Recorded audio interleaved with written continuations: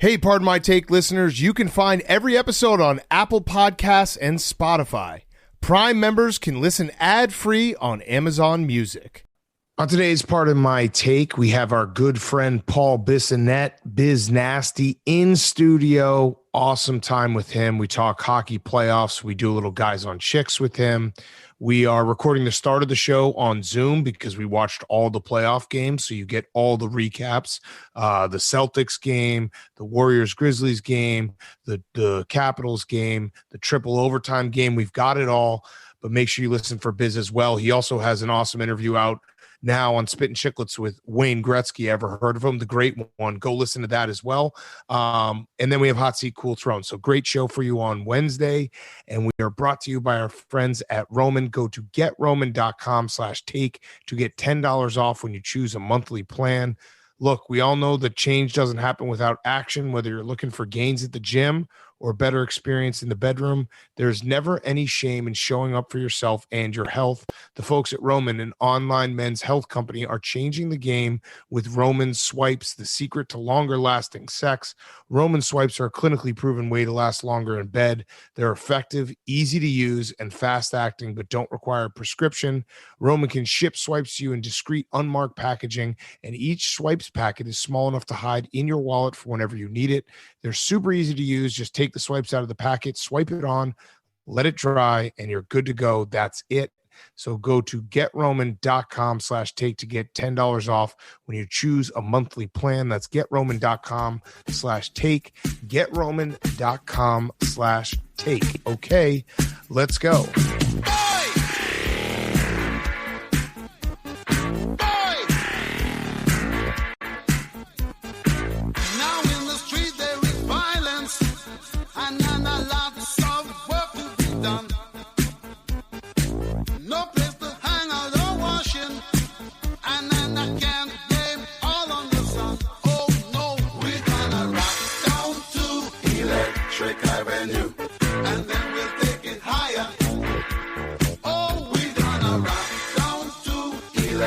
It's Pardon My Take, presented by Barstool Sports.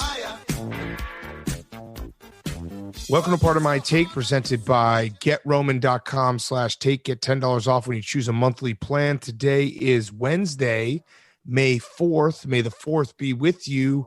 And I mean, you have to say it. And yes, we have wall-to-wall playoff action. Holy shit. My head's spinning. So many games. So many. Let's give it up, though, for Hank and PFT for the PMT sweep tonight. Small claps because I don't want to wake Stella. We're doing this after all the games via Zoom. Big Cat, that was very mean what you just did to our favorite son, Jake. Why? Well, because he's a Panthers fan. Oh, fuck. Well, also, no, the Heat, since we recorded, the Heat last night. Yeah. All right. So good job, there we Jake. go. Clap it up. Everybody wins. Jake, good job.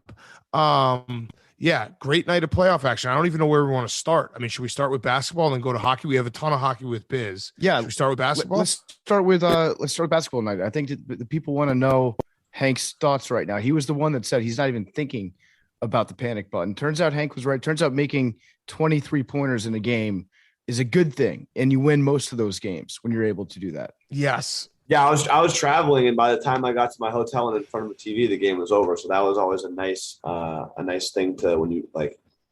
I was worried you'll hear about it coming up later on in the episode, but for my sources on the ground inside the building, they said Grant Williams locked up Giannis.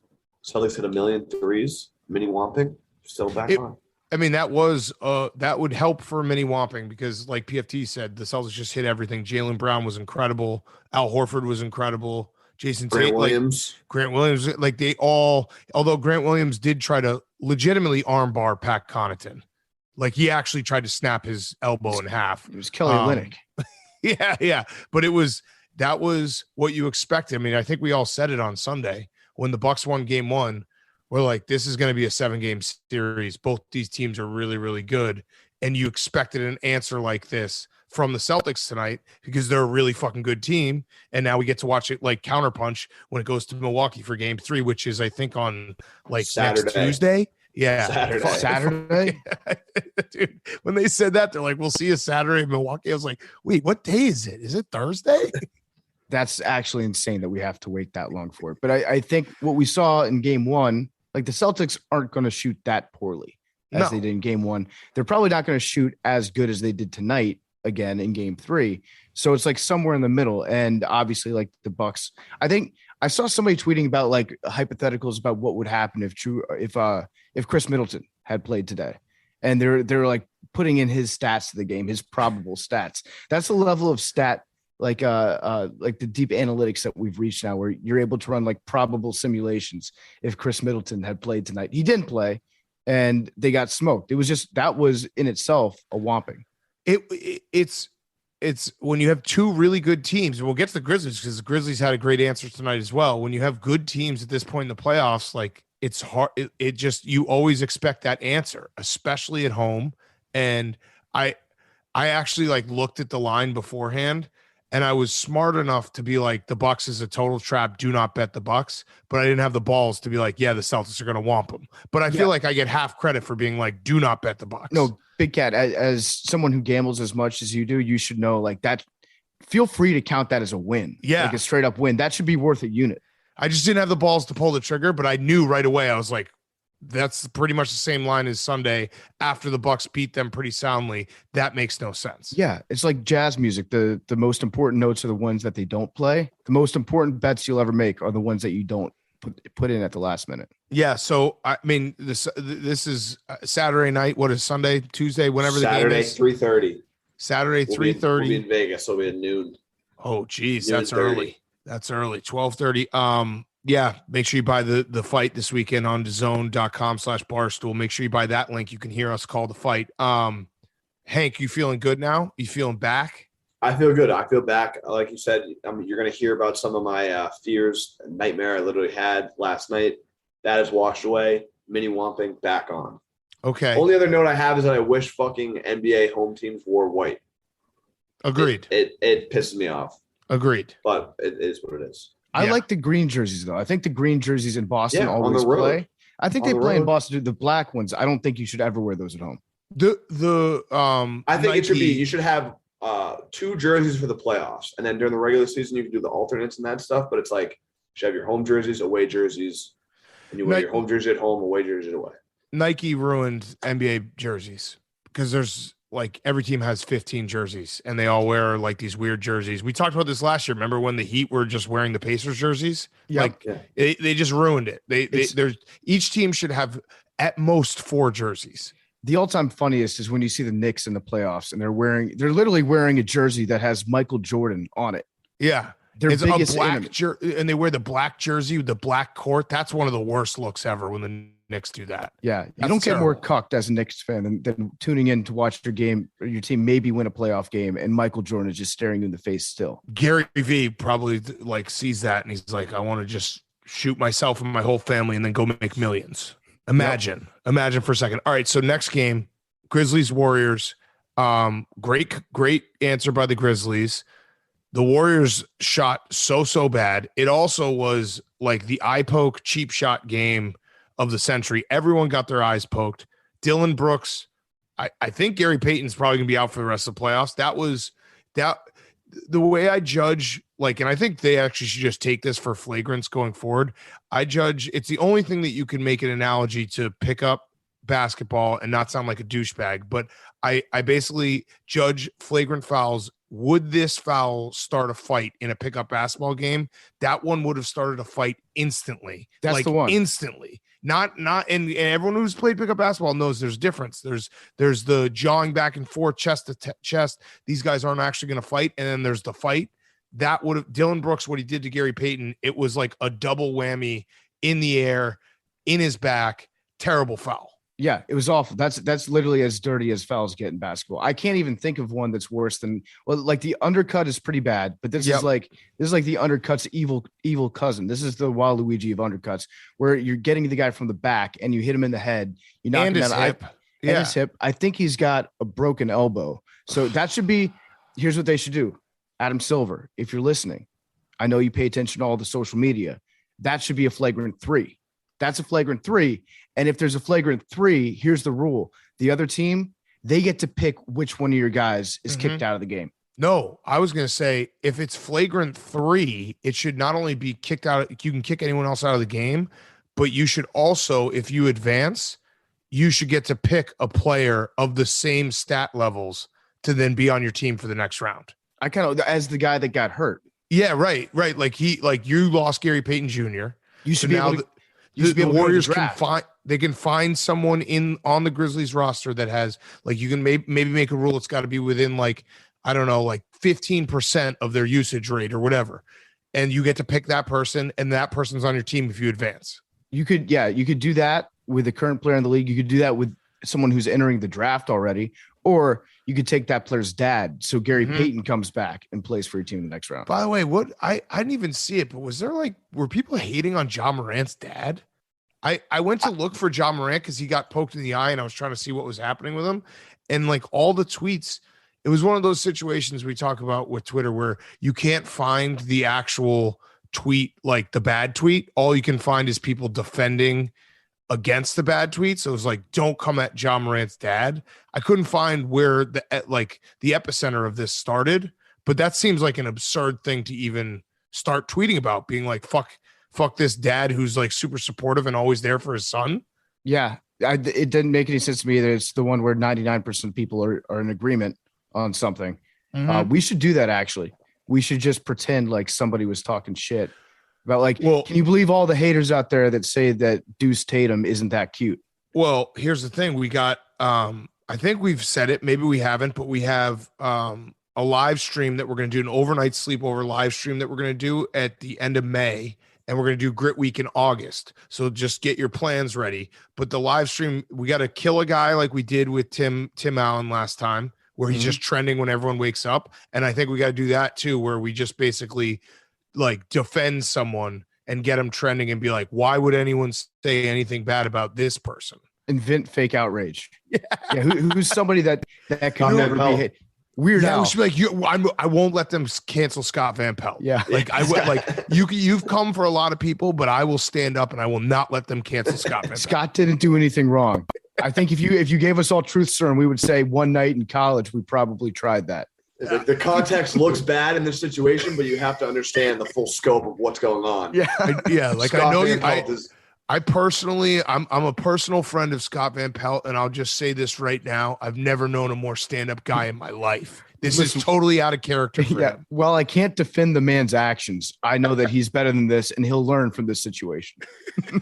All right, maybe not Scott, because he would get upset, but someone we have to do it for. That'll be very funny. Jake Marsh. Yeah. So Grizzlies, great answer. Ja Morant, he just hovers. I don't understand it. He jumps up and he just doesn't come down. He does like 6 moves in the air every time he gets in the air. He's one of those players that like time moves slower when he's in the air. It's like him. Kyrie Irving actually is one of those guys too. When they get around the basket, it's almost like they've already planned out the 4 things they're going to do in the air before they actually put the ball up gently off the backboard. It's just insane. It's crazy. So that one goes to 1-1. We should quickly talk about Jake's Heat. Nice game 1 performance and beat out. But I mean, you got to take care of business, right, Jake? Yeah. Tyler Hero, great game from him off the bench, and still no Kyle Lowry. So they continue to be disrespected and they continue to take care of business. I love it. Everyone's disrespecting the Heat. No one picked the Heat against the 76ers this series. I want Jake versus Hank so bad. Yeah, I do too. That might actually be what ends the podcast. Yeah, it would be so great to watch. Our 2 bosses. Yeah, just going at it head to head. Is your microphone taped to your stand? I know we talked about this. Maybe it was off the air the other day, PFT, but like if you poked the top of it, like would it fall? No, I have it balanced using a system of the simple machines. Yes. No. So look, watch. Tapping it right now. Not falling. I've got a wedge system. I've got a pulley system all in one. And it's because somebody stole my mic clip. So I had to improvise. I'm sorry for it. It's just, it's okay. You're CCing Hank. I'm going to get written up. Yeah. You're going to get written up, and you're also going to probably there will be a new mic stand at your door tomorrow morning, but you also have to pay for it with a bill. Sure. Yeah. I actually added on overnight postage to this. That'll be coming out of your paycheck. And then the Suns that was a classic game that if you didn't watch that game and you woke up and saw the box score, you're like, whoa, tight one. But it was just the Mavs decided to like make a furious run to try to cover the spread. And the Suns also like started playing super, super slow at the end of the game. That wasn't really close. The Suns handled business pretty easily against the Mavs. Yeah, I think what we've learned from this series is the most important Suns in order for me. I've got Booker number 1, Ayton number 2, McGee number 3. Oh, Chris Paul number 4, and then Crowder number 5. Okay, so Mikal Bridges is number 3 for me. Over because McGee. his what? Over JaVale McGee. Yeah, his defense is incredible. Then I'll go McGee. Then I'll go Jay Crowder. Then I'll go Chris. So Chris Paul's 6th man of the year. There we go. Congrats, Chris. Listen, people say that nobody respects Chris Paul on this podcast. We just gave him the award that some said should have gone to Steph Curry. Yeah, congrats to Tyler Hero. He actually did win the award tonight, but that was also such a funny thing because who cares about the 6th man of the year? But I follow so many people on gambling Twitter, and it was so apparent that I just missed the memo that everyone before the season started bet on him because it was the most reaction I've ever seen for 6th man of the year. There were just tweets all up and down my timeline being like, cash those tickets. I was like, shit, where the fuck did I miss this? What a weird thing to bet on too. It's so funny. Speaking of which, last thing on the NBA, then we'll talk hockey. LeBron coming at the voters tonight. I'll read his tweet. He said, Ja, so damn tough. There's no way Ja should even have been in most improved player talks. He won that award. The guy is a flat out star and always has been. Real basketball brains know, not the majority of dweebs who don't even watch basketball on those voting ballots. Yeah. Well, you should also add to that brain was the emoji for brain. Yes. Real basketball brain, not dweebs. I love LeBron James on social media, man. It's the best. He's basically like living the college sorority life that he never got to because he went straight to the NBA.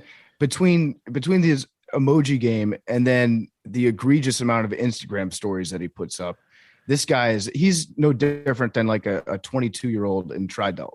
It's incredible, and he just going after the dweebs. Who do you think the dweebs? I mean, he's probably talking about Russillo. Yeah, low.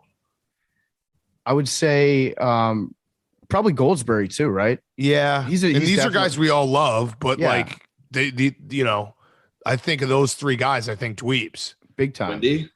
Windy, dweeb, big time dweeb. Who's Windy? I love Windy. Yeah, Windhorst. Oh, I was trying to set you up for one, Hank. Just throwing you an alley-oop on that one. All right, let's talk a little hockey, and then we'll go to Hot Seat Cool Throne back in studio, and then Biz.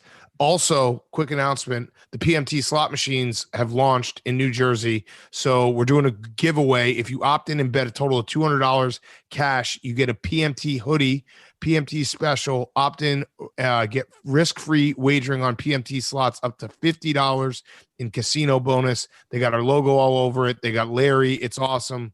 Check it out. The slots are live now in New Jersey in the Barstool Sportsbook. Pardon my take slots. Who would have thought? What a world. I fucking love it. Hockey. I mean, the Caps. Let's start with the Caps. There you go, yeah. PFT. They shocked the world. They shocked the world. They shocked me a little bit. You'll hear later on this episode when we talk to Biz. I'm having a hard time believing in these Caps as of 8 hours ago. Right now, I'm almost fully back. I'm like 79% of the way back to declaring that these Caps are different, that these Caps, it's our year again. It's impressive what they did. They missed Tom Wilson. He was out for almost the entire game after he scored. Somebody took a cheap shot at him probably, which is just disrespectful. And then we lost Carlson at the end too. I hope he's okay, but it was a great game. Like we kind of ran into a hot goalie again, but we kept going. We ended up, scoring, the empty netter at the end, but then we were putting all the pressure on him the second, third period. So like, I'm dangerously close to believing again. And I'm excited. I'm like fully excited now. I was bummed out going into it. Now I'm like, you know what? We can win this series. And, as good as I think the Rangers are, it would be incredible for one last Penguins Cap series with these guys that have gone at it so many times. Mm-hmm. You get the two bands going at it one last time. That's what I'm hoping for. But can't look ahead, Big Cat. You know that. Like I'm one game at a time. It was funny because when we do talk to Biz, you'll hear us like he was talking up Florida, how good they are. I was having a conversation in the kitchen earlier. It was maybe yesterday, talking about the Stanley Cup playoffs. And someone was like, "Yeah, it's wide open." And then they got corrected. They're like, "Except the Caps, they're not going to win." And I was like, "Oh, okay." And then boom, there they go. That's the best part about hockey playoffs. Yeah. Yeah. So if there's one thing that the Capitals know how to do, it's to make the best regular season team in the NHL go home early. Mm-hmm. We usually do it to ourselves, but we know the roadmap right now. So it's actually kind of refreshing to a certain extent to be like the team that is disrespected with zero expectations whatsoever on. And here's a little sabermetrics for you, Jake. I think you'll probably appreciate this one. The Caps went on a 3-0 run after they showed Kodak Black on the Jumbotron at the game. Wow. Yeah. Jake. I guess he's a bad luck charm. I don't know. I know they've been known as the comeback Cats this season. I saw they were like 34-0-1 when leading entering the third this year.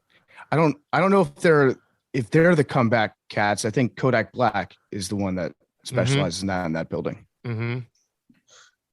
Okay.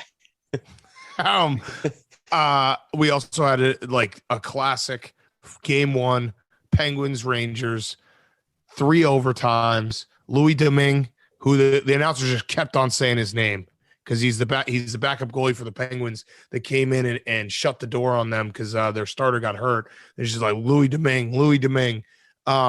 What a game! But also, if you're a Rangers fan, I mean, it's over. I don't want to say it's over, but it's the worst feeling. You can't lose a triple overtime game, and they got screwed. If you're watching the game with 3 minutes left in the regulation, they scored a goal, and there was called for goalie interference. But it was very clear that the Penguins player pushed the Rangers player into the goalie, and they then go to overtime, 3 overtimes at home, where everyone at the end is like a drunk guy just fumbling around on the ice, and they lose.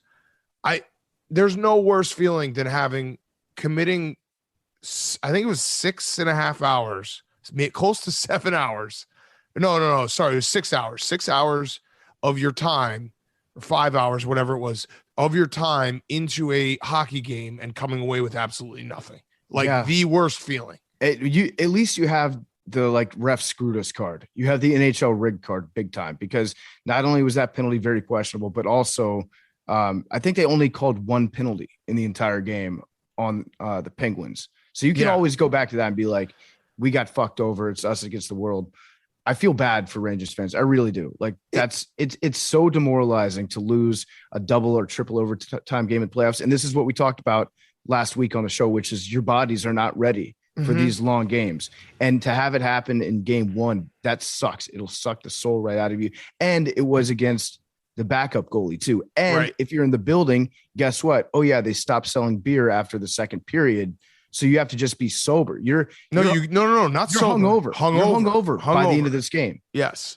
No, they need to change the rule. I know Feidelberg, our colleague, always has ahead of it. He has overtime insurance beers when it gets to the third period of a playoff game, which is genius. He just loads up, and then at the end, if it doesn't go to overtime, he just has to chug them. But who the fuck cares?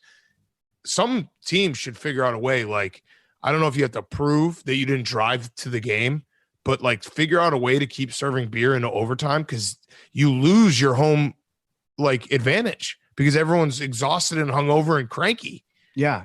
So just sneak a flask into the game. That's all you have to do. And save it. Yeah, overtime flasks. And then the one of the funniest moments of the night, and then we'll go to Hot Seat Cool Throne. The Avalanche just shit pumped the Predators, and our good friend, the boy, Taylor Luan, who, by the way, Taylor and Will are hopefully going to be coming to the office next week. Will texted me. We're going to have both them on, which would be great. But the Predators tweeted 2-0. And he just quote tweeted and said, Nashville Hockey Town. And the Predators were like, no, we're down 2-0. And by the time they had replied, they were down 3-0. And then 2 minutes later, they're down 4-0. I think the first period was 5-0 Avalanche. And it was just like, it happened like an avalanche. It was just so great for him to just have to like sit there and be like, wait, fuck. What happened? I thought we were up 2-0. Like, I caused this. Yeah. It was the most dangerous lead in hockey, but the other way around because he misinterpreted. That's why he needs to be at these games. Well, I'm gonna defend him here. If you're down 2-0, you need to say 0-2. Yeah, it was the official team account. They tweeted out 2-0. 2-0. Yeah, that's not the right nomenclature. Correct. That's so not Taylor, the no way to one, do it. and you don't say you're down 0-2. but Yes, Say like yes. you don't 2-0 tweet them. 2-0. You could say Yes. 2-0 them. 2-0 Right. bad guys. Right, but it just said 2-0. So Taylor was like, "Oh fuck, we're up Right. 2-0." No, you have to do 0-2. Yeah. Your team score goes first. Yes. It's only in Always. tennis. What? But like you never talk to a friend and be like, "Oh, we're down 0-2." Always. Yeah. That's Yes. how You I say always we're say down it. 0-2. Yeah. Like we just Really? lost the game 14-17.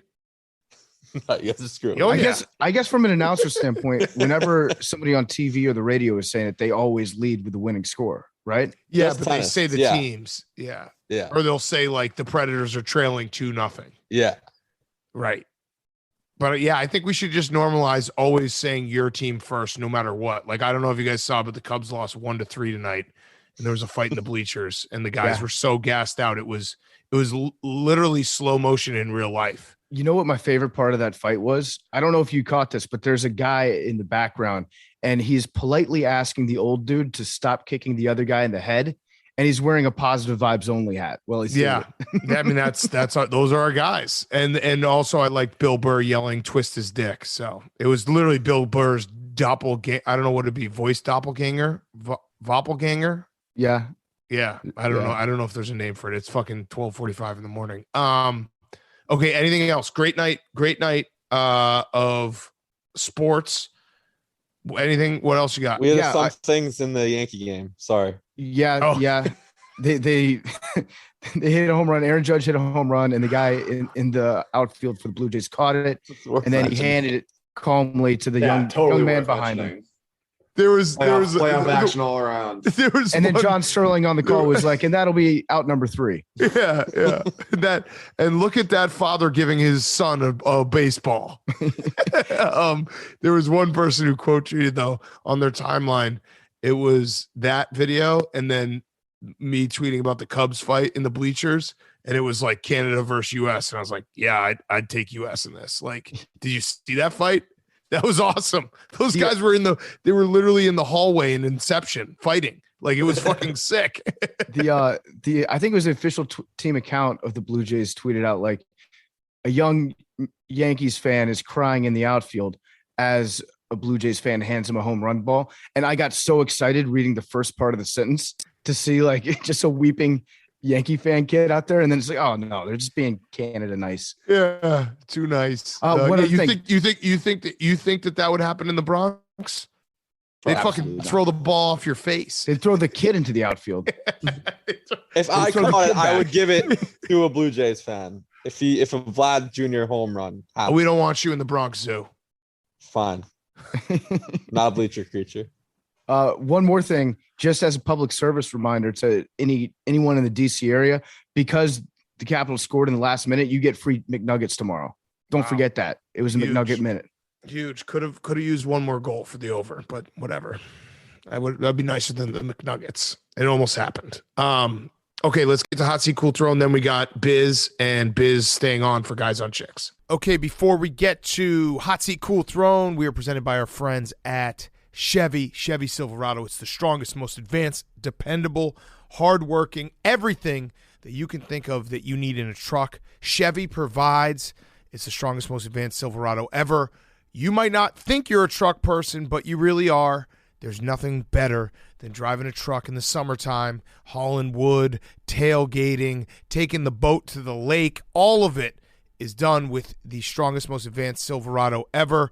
Also, we are still running our deal. If you go to a Chevy dealership and you whisper in the salesperson's ear and say PMT or take, they will give you $100 off a free cup of coffee, full tank of gas. That is the Part of My Take guarantee with the Chevy Silverado, the strongest, most advanced Silverado ever.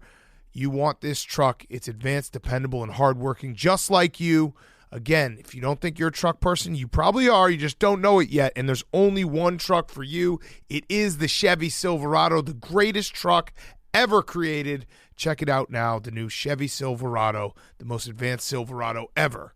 Okay, hot seat, cool throne. We're back in studio. We have Biz coming up. Everyone's flying everywhere. Billy and Hank are about to board a flight, so that's why we started the show on Zoom. And we're gonna do Guys on Chicks with Biz in a second as well. Hank, hot seat, cool throne. So this is before Hank knows if he's down 2-0 or not. So if he sounds happy and then with the start of the show was down, that is why. Can I just say something? I'm concerned. I literally had a dream. Oh no. I had a dream the Celtics lost, and I was pissed off. Like, I woke up pissed off, and then I was like, wait, it's 1-0 still. Okay. So we'll see. I mean, this will be interesting because the start of the show, we know the answer. That's very Marcus Smart of you to like wake up pissed off because of something that hasn't happened yet. Yeah, it was weird. It was like my alarm went off early, and then I went back to sleep. You know when you go back to sleep for like 30 minutes, you have the most insane dreams? Yes. And then you wake up like, yes, what the fuck just happened? And they're very vivid.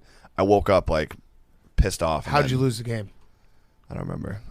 It's Inception. You don't really remember the specific details. Ball obviously isn't life for you then. Well, no. If it was, you would dream the actual plays. I break down the film of my dreams. Yeah. Got it. Well, speaking of hot seats, my hot seat is John Sterling. Yeah. I think this is a bit at this point. Actually, because I don't know if you guys have seen, and they're funny videos, but it's like a meme format. It's like the juice ball era was crazy, where they just show clips of like home runs, but it'll be someone bunting, and then it cuts to it turning into a home run. Yeah. Mm-hmm. I thought that this was happening with John Sterling, where people were like video shopping him editing, making a wrong call, but I think it was real. No, it's very real. It was totally real. For the third time, it wasn't even close. Well, no, John. Like, he's blind. Here's what I'm gonna say. He's blind. In his defense, Giancarlo should have thrown the ball back in because it was confusing that he didn't. It was also clearly did. it was extra confusing that the lady in the booth was like Susan Waldman. Well, we'll put the call in. That's disrespectful. That's very disrespectful. We'll put the call in. I didn't. Roger's in the box. I remember that. Of all the dramatic things I've ever seen, that's really. I didn't grow up like watching the Yankees on TV or listening to them on the radio. So, but she was like, the ball didn't go out. She was like, she has to like walk him through the calls now. It's bad, like he has a Jake. seeing eye dog. Jake, what do you? Yeah, put the call in. Pitch, 1-2. Swung on in the air to right. Back goes Stanton on the track at the wall, leaping, and she is gone. It is a home run. They're all waiting. And why are they waiting? Because Stanton caught the ball. Oh, and coming off the field is Chapman.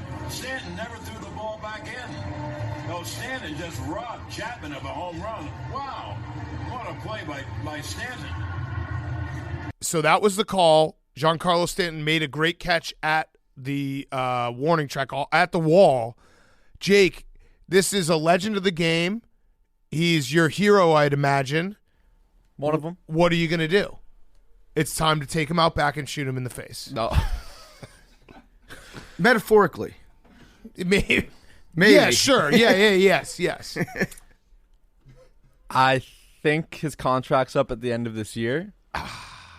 He needs to quickly like make the decision so he can say that he's retiring and everyone can just heap praise on him so that he doesn't have to deal with like what's going to probably happen a few more times. He needs the retirement tour. Yeah. Is what he needs. He is actually somebody who is in need of retirement Correct. tour to turn all the negatives into positives this year. Yeah. Well, with the lockout, we're not even a Through month into the 2020. season. Yeah, I know it's bad, Jake. It's going to get worse.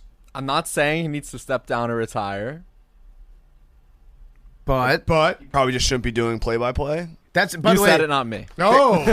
that's as close as Jake will get to saying he needs to step down or retire. Him literally saying, "I will not say that." Jake, You'll think it. Thanks, You know what you need to do, Jake, is you need to create a correct call account for him. Because, I mean, there are a lot of calls in a baseball game. Yeah. So you should just tweet out everything he gets correct. He's Yeah. probably still 99.9%. right. Maybe. Right. It's just no, probably not. Definitely not. No chance. And now also every time I see a clip and hear his voice, I'm like, what hilarious thing is about to happen. So yeah, it's like late Francesa, where it's like if you become a parody of yourself, But it becomes more clicks. yeah, but That's true. people will remember Francesa at the end was hilarious. Oh, he's very funny, but I don't think Francesa in the end was funny. But then he also was so funny. Then he made them take down the Funhouse account, which was like posting all the clips. Like he was so mad that people were roasting him that he like got it taken down. Right. Francesa was funny There's for no way- everyone, just like John Sterling's funny for everyone. But I don't think Francesa was happy that he was being mocked. I don't think John Sterling's happy he's being mocked. Now, Fair. He's a very nice guy, though. Oh, I'm sure. He's a great guy. do the Yankees play? Do the Yankees play the Phillies this Oh, year? you met him? Because Yeah, Syracuse. I actually think that Castellanos could end John Sterling's career on an incorrect drive to left field. Ooh. I feel like the East always plays the East, so probably. Or at least they always play the Mets. It's bad, Jake. You gotta have a statement ready to go. Me? Yeah. This is on you. Well, it's on I don't behalf think of they the play the Phillies, profession. actually. Yeah, it's absolutely on you. You're not only like you stand up for journalists, but you're also a Yankee fan. So, okay, Hank, your cool throne. My cool throne, I have a couple. First one is the Met Gala. Mm-hmm. I know you guys are Galaniacs, Huge, yeah. Galaxy. so I'm just curious, what your favorite looks, who was the winners, Blake who were Lively. the Blake losers. Lively, There's a vibe. the Statue of Liberty dress. Actually, Blake It's Lively. incredible. I think the woman yelled, "It's a moment," which was very funny. It's giving me. Yeah. I heard- also, Giving- Eric Adams it's giving ended moment. gun violence. He put a stop gun violence on the back of his jacket, the mayor of New York City. So dope. that's it for that. No one's ever going to get shot again. NFL ended racism. Yeah. He ended gun violence. Uh-huh. Now, what is the Met Gala? Have we figured out what happens inside the Met Gala? We've been working on this for about 5 years. trying to figure it Fundraiser out? for the Met Gala. Yeah. Okay, It's just rich people just showing off how rich they are. I like the Met Gala for that reason. It does give us like one moment a year for us to be like, look at these absurdly out of touch rich people. It's Yeah. almost like cartoonish. Yeah, people get very upset about it. I like the people that get upset about people that don't follow the trend or whatever the theme is. Oh, what was the theme? Nice dress, but not the right theme. What was the theme? Being Jared rich. Leto, that was a look. So it turns out it wasn't him. Oh, It was someone else. either way, I think yeah. I thought the same thing. Yeah. The Met Gala, something else. The Kardashians, Frederick Slade. Frederick Robertson? Robertson. Okay. Then my other cool throne was academics because Jameis graduated. Yes. Yeah. Congrats, Congrats, Jameis. Inspirational. What a scholar. That could be me one day. Need him on the show, but good job, Jameis. Congratulations. Unbelievable accomplishment. Look, anyone who goes to the NFL is like, I'm going to keep going to school when I'm making millions, deserves all the credit in the world. I would not do that. That's what I'm saying. Yeah. And you just got a job at Barstool and dropped out of college. Right. Right. Like, yeah. It's crazy how So did Liam. Yeah, I know. It's crazy that these guys, like anyone who finishes college, So did Jake. after making millions, they deserve all the credit in the world. That's what Hank always says now, the CEO. He says, fuck your business degree. You don't need that. Yeah. You know who else didn't graduate college? Kobe Bryant. Dwight Howard. LeBron. Michael Scott, yeah. KG. All right, Pipti, your hot seat cool Oh, throne. I just looked this up. The theme for the Met Gala this year was the Gilded Age, which is just rich people. Everyone Rich wears people gilded. from a different time. Yeah, let's pretend that we were Time- rich back when rich people had it even better than they have it today. Yeah, time traveling is rich people to When other was rich the people. Golden Age for those that might not 20s? know? The Gilded Age, it was when the- everything was gold. Yeah, I think it was like around the turn of the century, maybe? No? Gatsby vibes. 1870 to 1900. Okay, that was close. Right? Yeah, that's turn of the century.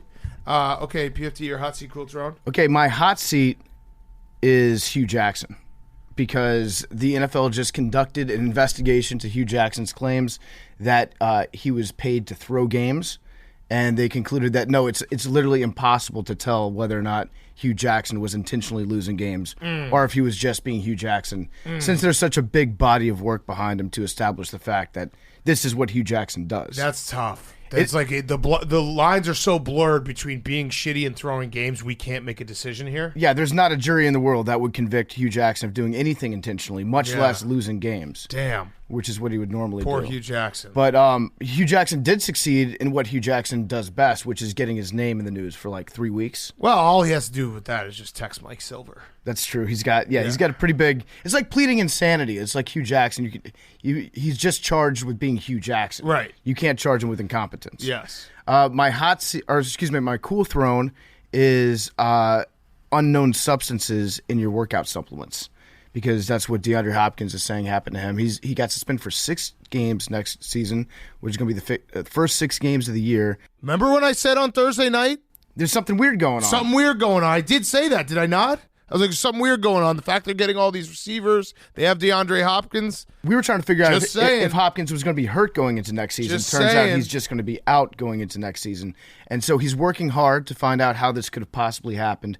And his defense, it looks like it's landing on like, well, I tested negative in October and I tested negative in December. So how is it possible that I could have tested positive in November of last year? So his team is working very diligently. Was it 3 different steroids? Dude, I'm telling you, that never added up, because I saw Albert Breer wrote something after he got suspended being like, it was like the absence was why they pursued all these wide receivers and did all these strategies. I felt it. I don't know what. I thought, I didn't say it was PEDs, but I felt something was up. I thought maybe the injury wasn't healing that fast. Either way, that's what it sounded like to me. It makes sense now why they just got like a bunch of fast dudes. It makes total sense, but he was saying like he's taking a holistic approach to his recovery, which means he was probably taking all sorts of shit from weird yoga moms. He was probably doing like the herbal thing that has like all the goop. He was doing the Gwyneth Paltrow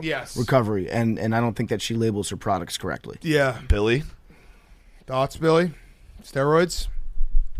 He was recovering from a knee injury. He was probably using some sort of HGH or something to help heal it. By accident. Allegedly. The HGH that got slipped into Gwyneth Paltrow's candle. Yes. I think you should be able to use steroids for injuries. That part should be legal. I don't understand why HGH isn't legal yet. I feel like we've had enough studies on it where classifies as an injury. Surgery. Any type of surgery, you can use HGH for like a month. HGH Kickstart it.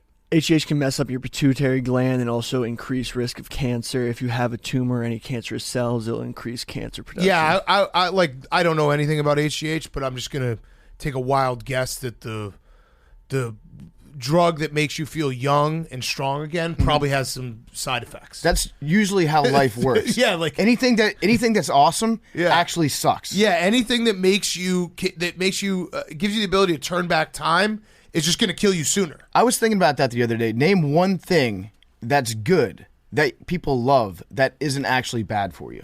Exercise. No, you can get hurt. We don't love it. Playing sports, that's fun. Get hurt. You can get hurt. Sometimes you won't get your degree for 5 years. I like to walk. You like walking? You don't. Yeah, I do. No, I walk. Actually, Big Cat does make us walk around a lot. I walk. I love walking. No, you don't.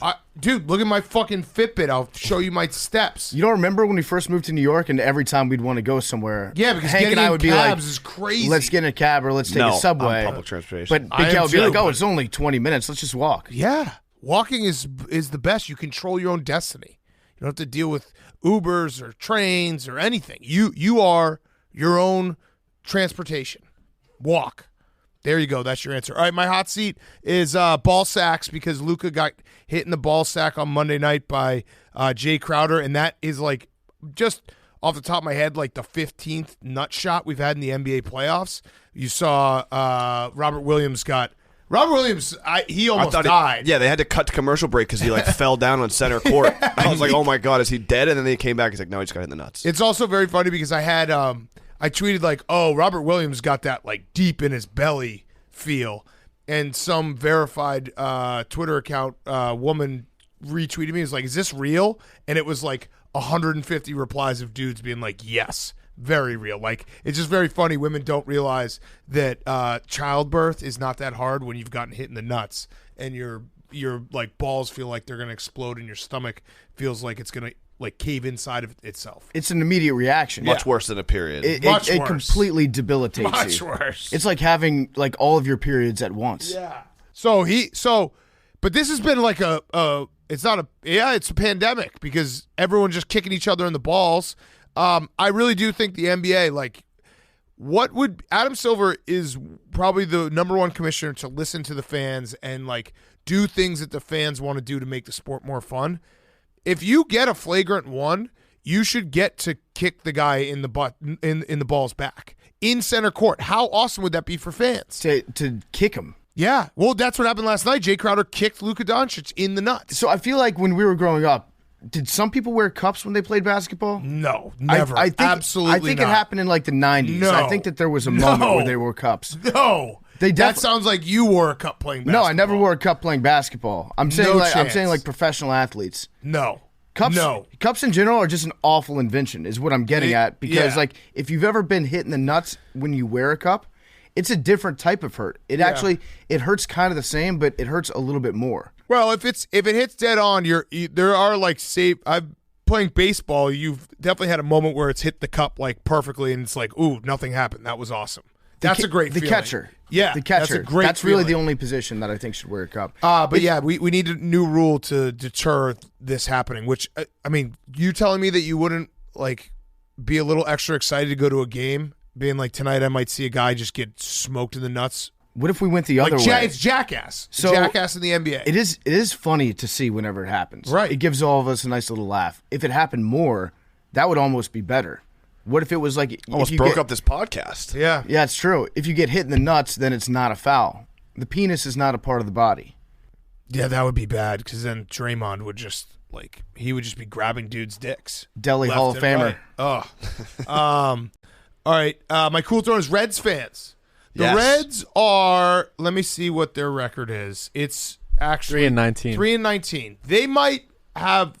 They're on pace to have the worst record ever. I don't know if that's actually true, but 3-19 is so bad, and they're trying to lose. And a Reds fan posted yesterday saying, during the Friday, May 6th game against the Pirates, I will be scaling the wall to defecate in the bed of the Toyota Tundra. If anyone can take photos of me, I'd appreciate it. Also, if anyone's down to also shit in the bed of the truck, meet me under the smokestacks in the top of the 4th inning. Cheers. I just like that Reds fans are fighting back. Yeah. This is how you fight back. This is how democracy works, guys. Yeah. Get out in the streets, make a stink about it. I kind of in a weird way respect what the owner of the Reds said. Think that they're scumbags, but they said, like, when the fans were having an outcry before the season started, they said, well, what are you going to do? Go watch a different team? No, you live in this neighborhood. You're going to come to our games, and you're going to like it. At least they're being honest, because I think that there are a lot of baseball owners that are intentionally not trying to win games, and they have that mentality of, like, we're the only game in town. You have to come see our games. At least by him saying this, they're being honest, and maybe it will make people go shit in their trucks. And I'll go one further. I hadn't thought about this until right this second when you said that you respect his honesty even though they're being dickheads.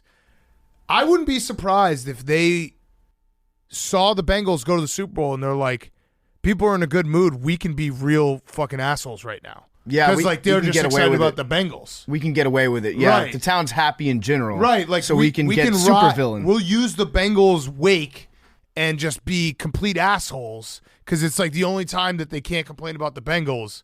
Yeah, that is supervillain shit. But yeah, the Reds 3-19 is insane. That the next closest team is the Royals 7-14.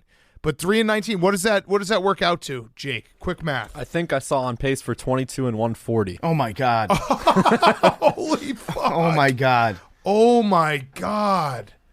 That's yeah. I just did it. Yeah, it's 22 wins. There has to be a minor league team that could get more than 22 wins in a season, right? I'll do you one Savannah further. Bananas probably Dude, could. Yeah.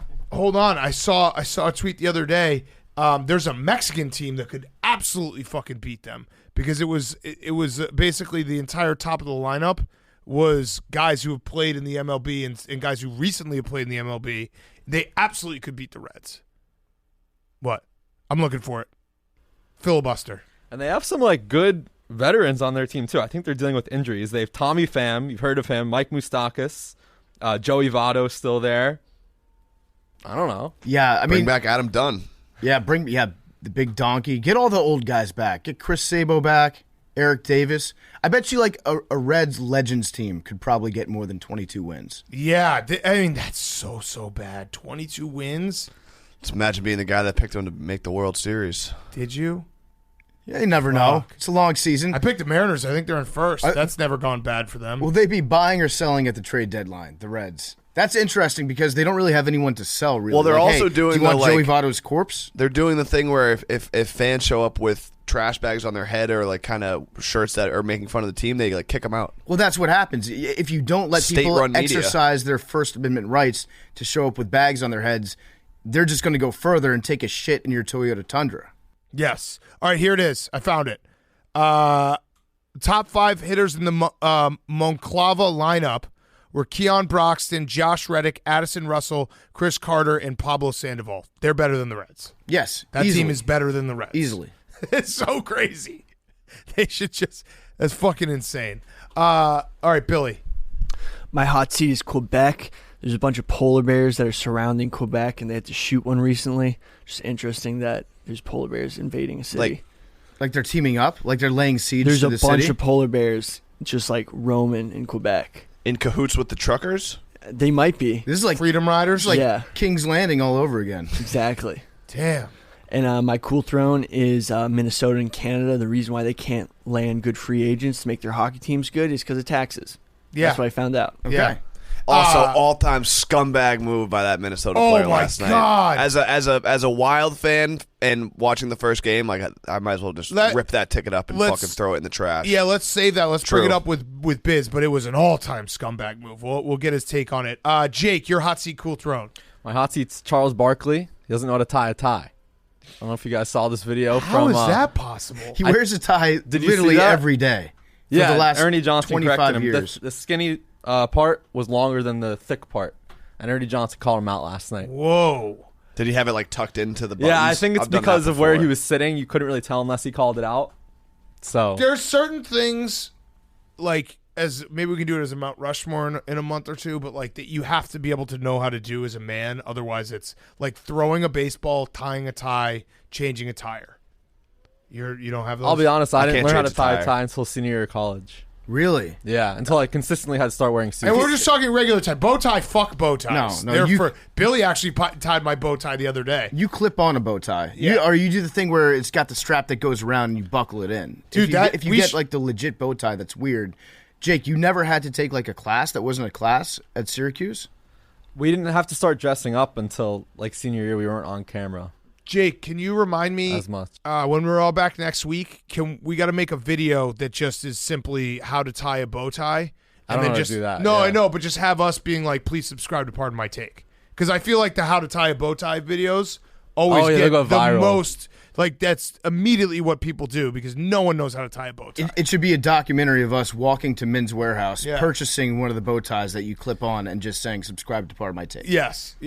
Billy did a good job. Sneaky is not that hard. Yeah, but you also, I mean, you needed a like we pulled up how to do Right. it. But it was a lot simpler than I thought it would be. Yeah, I just give up right away with bow ties. All right, Jake, Also, you're cool throwing. speaking of reminders, did you guys see mine yesterday? Yeah, Jeffrey Yeah. Tubin. So we have to jerk What off was with it? Jeffrey Tubin? It was, yeah, the whole group has to just reach out What was to the him and reminder? ask him. If What I was were the to reminder? guess, The group had to jerk off with Jeffrey Tubin. it was a year ago when Jeffrey Tubin came back on CNN and they did that interview where they were like, so you masturbated on a Zoom call? And he was like, yes, I did. And I think at that point we're like, we need to jerk off with Jeffrey Tubin. So Yeah, should I tweet him right now? Be like, hey Jeff, you Just down to jerk following off up. with me and the boys? I mean, that's what you guys Bring a wanted. cookie. What? I've got some Bring time. a cookie. Yeah. Wait. Someone has to do it. Let's just figure out who has to tweet it from their personal account. You can't put any context because it has to be till you wait. We wait till tomorrow morning when people get to this part of the show. Let's do a ball game. Yep. Okay. Ball What game. are we gonna do? Closest to it has to tweet at Jeffrey Tubin. Okay, closest to it, and Yes. Yeah. he's gonna complain about TNT, but yes. We should recreate that viral video where it's like, are you watching porn alone? And then it's like, no, I'm with my boys. but with Okay, Jeffrey yes, Tubin. yes. We'll include Biz. So he's about to sit down. So Jake, you're a cool throwing, and then we'll get to Biz, and we'll do the ball game with Biz, and he's got to tweet it. That would be, oh man, if he loses. My cool throne is umpires admitting they were wrong. Umpire in the Mets game, Chad Fairchild, he Saw went up that. to the pitcher and he's like, my B. And this is timely because Joe West obviously didn't admit he was Admits wrong that about. he's never wrong. Yeah. Yeah, so- he looked at him, made eye contact, and gave the pat to the belly. The yeah. universal So we sign should of, give like, that's the me. spotlight to umpires who do well. Agreed. We only poop on the ones who make bad calls. The only problem with that, Jake, is if you admit that you're wrong one time, you have to admit that you're wrong every other time. Right. That's true. You can't take that's why I kind of in a weird way appreciated Joe West's response, which is never give in, never back down. I won't snitch on myself. If the call was correct in my heart, it can't be incorrect on the field. Yeah, exactly. That's essentially what Joe West said. He said feelings are never wrong. He's the opposite of Ben Shapiro. So shout out to this umpire who admitted he was wrong. Listen, feelings don't care about your facts if you're Joe West. So good. All right. Let's get to our good friend, Paul Bissonnette. Okay, before we get to Biz, very, very important, Saturday night, DAZN and Barstool Sports are partnering together for an exclusive broadcast of the Canelo versus Bivol fight this weekend, Saturday, May 7th. I am flying to Vegas. I will be there. I will be on the call with Dave and Robbie and Roan and Caleb. It's going to be like a rough and rowdy call, but it's the greatest boxer in the world right now in Canelo Alvarez. It's going to be incredible. Canelo's going to move up back to light heavyweight to challenge for the WBA championship of the world in the highly anticipated matchup. Have you been studying your boxing lingo? I have been studying my boxing lingo. I am ready. I got to watch a little more Canelo tape. I mean, he's awesome. That's the thing.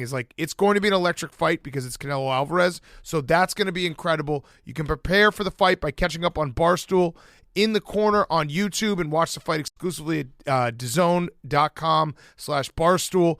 DAZN.com/Barstool. Buy the fight at DAZN.com/Barstool for access to our broadcast. We will be on the call Saturday night live from Vegas. Do it. It's going to be guaranteed fun, knockouts, comedy, everything. DAZN.com/Barstool. Please use that link so you can watch us and have exclusive access to our broadcast. DAZN.com/Barstool. Okay, here he is, our good friend Paul Bissonnette. Okay, we now welcome on our good friend Paul Bissonnette, BizNasty. You can see him on TNT with Wayno.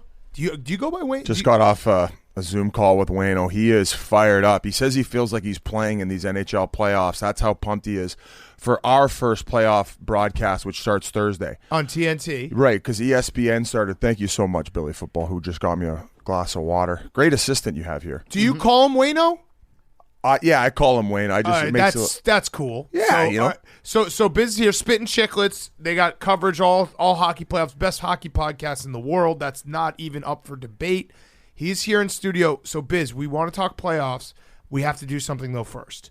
So do you remember that guy on CNN, Jeffrey Toobin, the legal analyst who got caught jerking off on Zoom? Yeah, I heard the story. So for some reason we decided yesterday, he came back to CNN, so a year ago in a day. And we told Jake, in a year's time, write down a reminder that we should all see if Jeffrey Toobin wants to jerk off, have like everyone jerk off on their own, but like as a group kind of thing. Okay. Like on Zoom. Yeah, not Zoom. in the same room as each other. We're not sickos. But you guys can see each other from the waist up, and that's right, Ideally. Eye ideally. contact only. So we decided that someone in this room has to tweet at Jeffrey Toobin and be like, hey, Jeff, you down to jerk off? Well, you have the most followers, so it should be you for hold sure. on. Did I pass you? Yeah, for sure. How many do you have? You had like 1 million in like 1998. I'm not as active as I used to be. You were like the first Millie hockey player. Yeah, but I also used to just go crazy on it and tell people to fuck off and suck on my ball bag, and like I didn't give a shit what I was. Maybe you can tweet Jeffrey Toobin. But all right, so you're in this.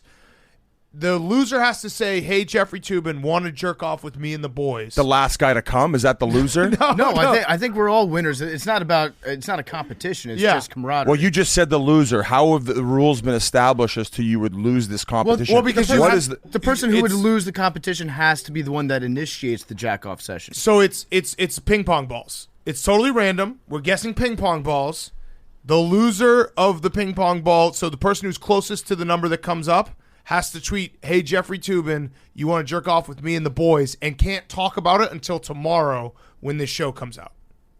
I'm not doing that. Why? You might not lose. For whatever reason. What if TNT's like, why are you asking the dude? Actually, no, that means he's technically my coworker because I work for TNT. Is that why you guys brought this up? But that's what he did initially. He jacked off in front of his coworkers. Yeah. Biz, guess number one. You can guess number one. There's what are the chances you get number one?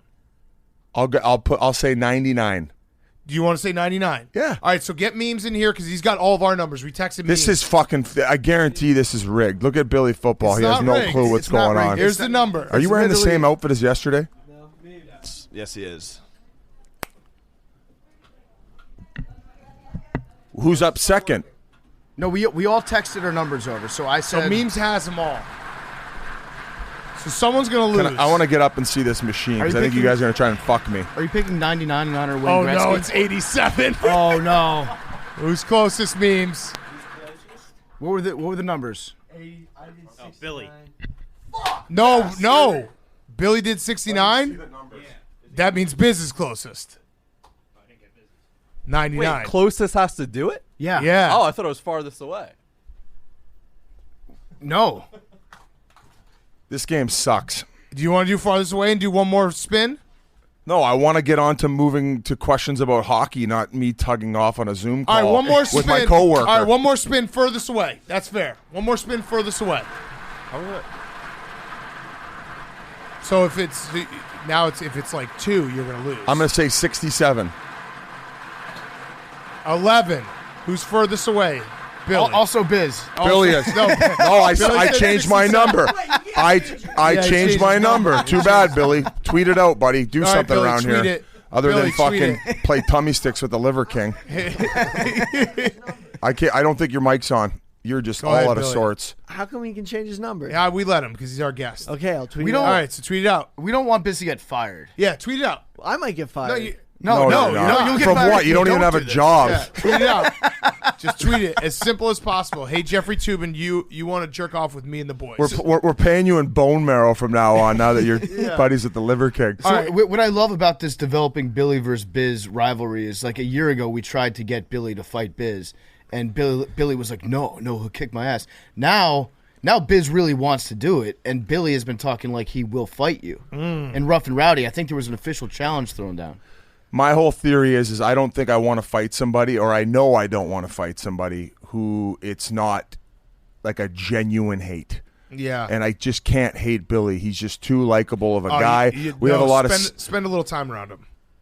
Dude, I just like spar. I like it the way it is right now. I like the Yeah. relationship of when I see him just when I come here to get interviewed, and we don't really communicate that much. Yeah, I'm saying have him have him shadow you for a week, and Okay. you guys will fight. Maybe we should actually make a bet between podcasts. We got the Florida Panthers, and then because you guys are a Capitals podcast, whoever wins that first round series. Nope. And if we lose, maybe we send Grinelli as your guys' assistant for a week. Nope. No bet. Okay. Nope. All right, so let's talk hockey. Yeah, let's talk hockey. Thank God. Let's do it. Let's talk hockey. What do you have on the line this year? Because I know you're wearing a Maple Leafs jersey off a awesome 5-0 drubbing of the back-to-back champs of the Lightning. They didn't look ready to play. Rumor has it that some of the Tampa Bay Lightning, they were out in Toronto on Saturday. What? Getting after it, maybe trying to get their peckers wet. I don't know who, but they looked like they were very sluggish. It looks like they didn't take Toronto seriously at all in Game 1, in Toronto. And Toronto came out with their eye on the prize. They know what's at stake. And I said going in, they need to look at this from like a David versus Goliath standpoint. They got to put all their chips on the table, and they did that in Game 1. I expect a massive, massive push from Tampa in Game 2 here, but if Toronto can lock it up in Game 2 and go back down to Tampa up 2-0, I think they're sitting pretty in order to knock off the champs. And my main point about the Tampa Bay Lightning, I just think they're fucked out.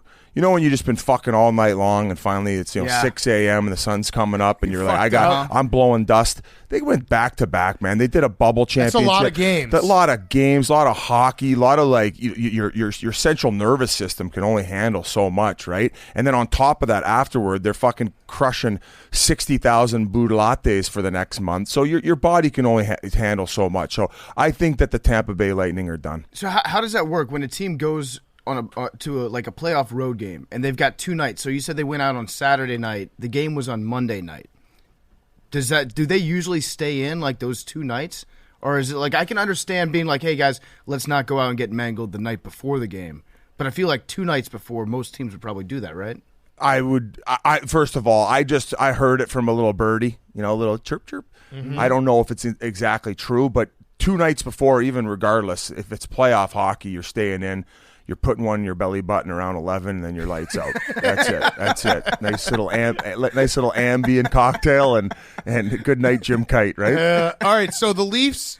So could it come home? Could it go to Canada? Because I bet heavy Calgary, a little bit less than heavy Tampa, and then after that Edmonton. So I have all three teams, but like, tell me which one of those three teams has the best chance. I would probably actually put Calgary maybe a little bit ahead of Toronto, especially given their first round matchup. Although much like Edmonton and LA, I haven't given LA the respect they deserve. Calgary has drawn Dallas. Dallas has a one-line team. They got good goaltending, a good back end, but they're fucking boring to watch.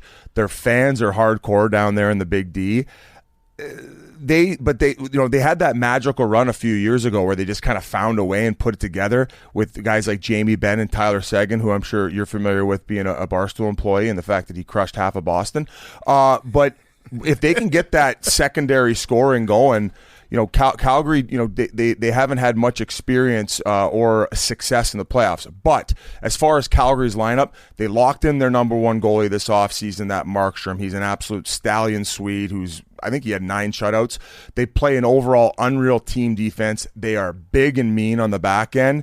And then they have that one top line who just lit up the NHL the entire season. Johnny Gaudreau, Lindholm, and then Matthew Tkachuk. I don't know if you guys know Walt, Keith Tkachuk, who played a long time in the NHL, one of the best American-born players. He had 2 kids, Brady and Matthew, one of which is playing in Calgary, and he had a career year, and he's going to get fucking paid.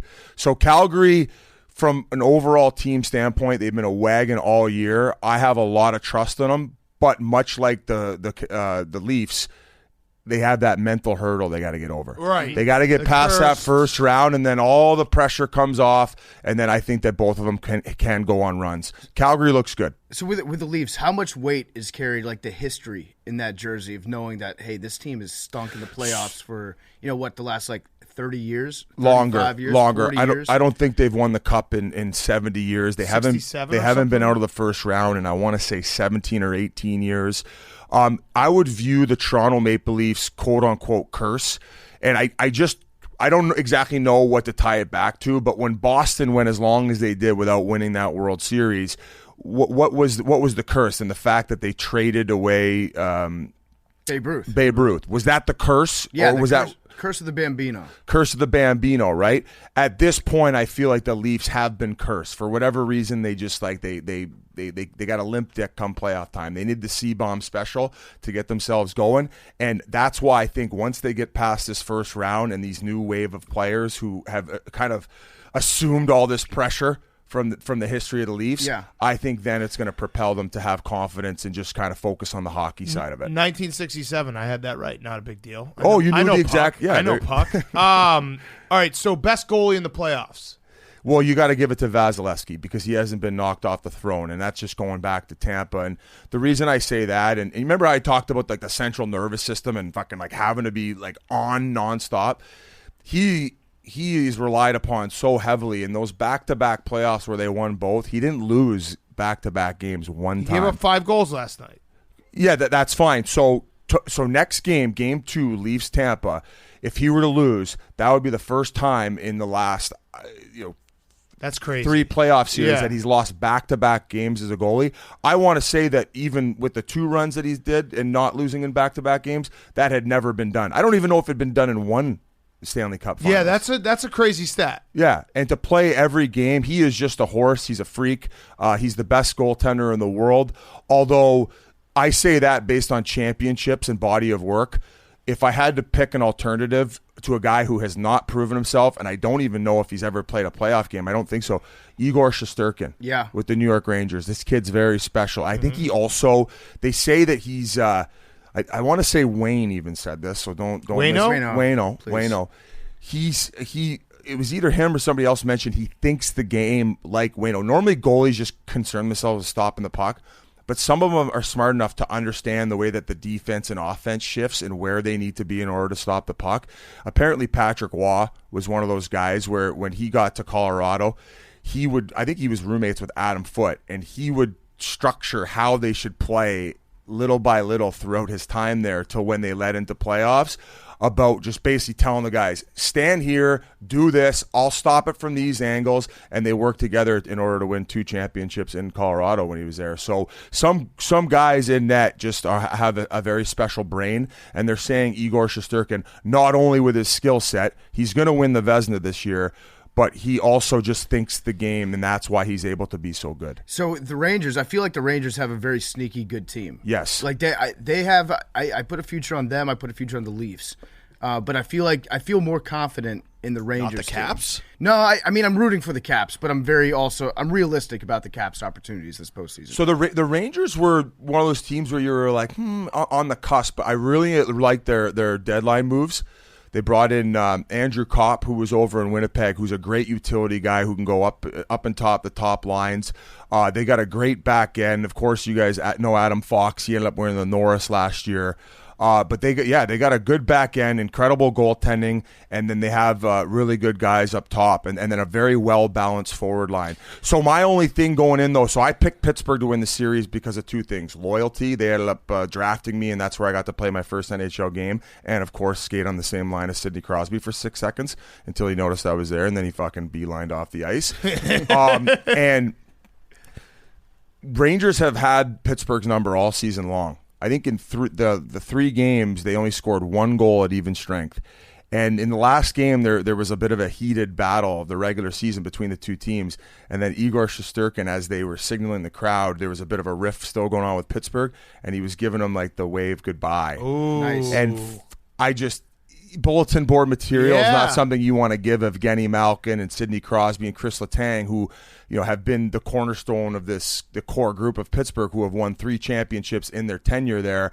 And the fact that Rangers pummeled them in the regular season, I just think that it gives them a little extra oomph in order to go fucking knock off a superior team in New York. Okay, so you said something interesting there. I want to ask, in terms of like playoffs, who has the deepest team? Because I always think that, the star talent matters, but hockey, you have to be able to put out 3 and sometimes 4 decent lines that can all do things, because you can't just rely on one line. Yeah, so there's 2 redonkulous wagons this year. So you got the Florida Panthers, who 4 unreal lines of offensive driving forwards, great back end. They made a couple of additions at the deadline. One, that Ben Sherratt from Montreal, who will help out their top 4, and then they just got Aaron Ekblad back, who before he ended up going down was probably top 5 for the Norris.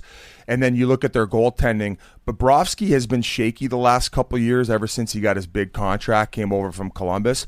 But they also have Spencer Knight. So they also have that 1-2 punch, which you're seeing a lot more with NHL teams. They're not just relying on this one goalie system. Yeah. You're seeing it in Minnesota when they ended up picking up Flower at the deadline. I mean, the examples go on and on and on for NHL teams who have 2 guys in net. The other wagon out west, down south, is Colorado. South, yeah, the big southern state there. They were kind of the head and above favorite all year, and everybody thought they were going to win the President's Trophy, but the Florida Panthers ended up rattling off, without Aaron Ekblad, like 13 wins in a row to finish off the season in order to overtake and win the top team in the league. But I think that the West, playoff-wise, is an easier road to the Cup. Therefore, I'm going to lean towards saying the ultimate wagon and the deepest team in all of the NHL is the Colorado Avalanche. And I give them the nudge because of their back end.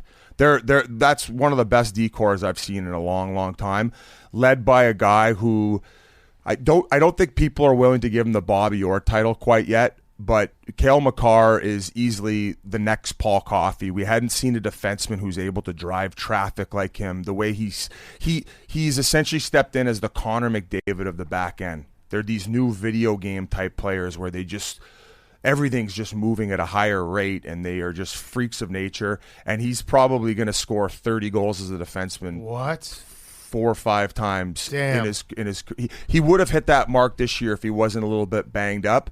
I think he did miss some time, But they have a very, very good team, and Joe Sack has done a hell of a job by building them. And, of course, led by Nathan McKinnon, one of the guys who comes on our podcast all the time. I love that. We're going to get back to Paul Bissonnette in a second, but before we do, this interview is being brought to you by our good friends over at BetterHelp.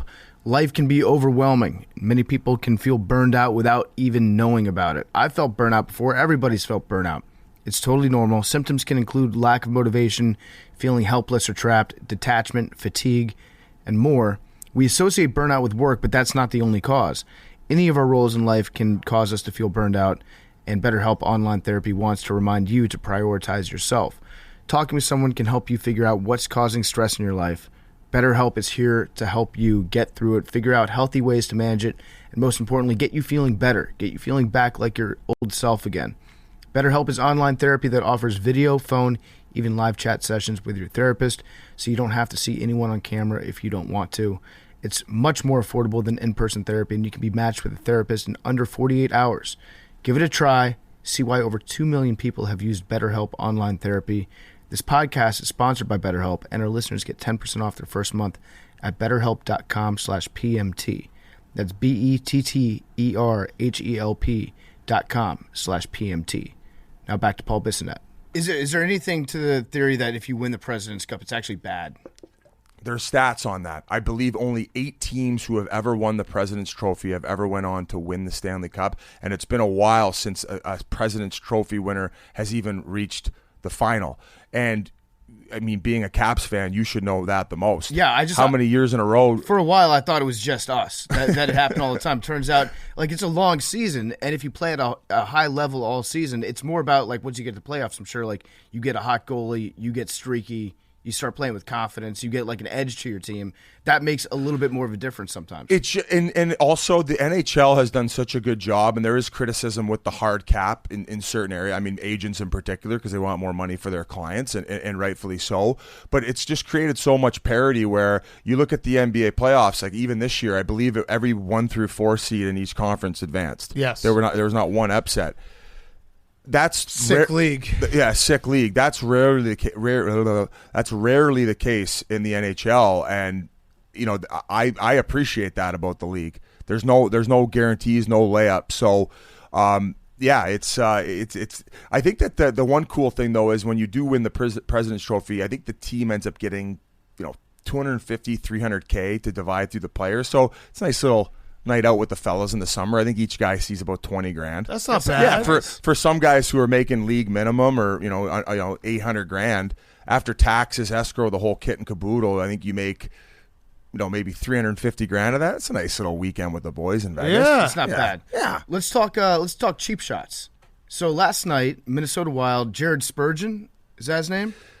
Yeah, Jared Spurgeon gave a cross check to the back of Achilles tendon. If Tom Wilson does that, how many game suspension are we talking about? I think that he's going down to San Quentin. Yeah, is that still a prison? They'll kill him. They'll bring out the tarp like a racehorse, put him down on the ice. I know the Caps are going to get pumped in this series by the Florida Panthers, but I said it would be nice if we could have a clean Tom Wilson hit that just erupted the Twitter and internet. And everyone's like, kill him. Lock this guy in prison, and the director of player safety is like, you know what? That was a clean hit. That's what I want to. I think that the Peros, who is the one who's in charge of all that, has done a good job, in my opinion, of keeping the integrity of hockey. There's a strong voice online that wants to soften the game a little bit. So anytime there's anything remotely close to something that was borderline, they go nuts and suspend this guy for life and get all the dirty players out of the game. Those are people who just don't understand how fast these games are going. Yeah, in my mind, correct. Because like there are certain points where you can point to it and be like, all right, that was a dirty hit. That was like there was intent. All those things. Those have to be out of the game.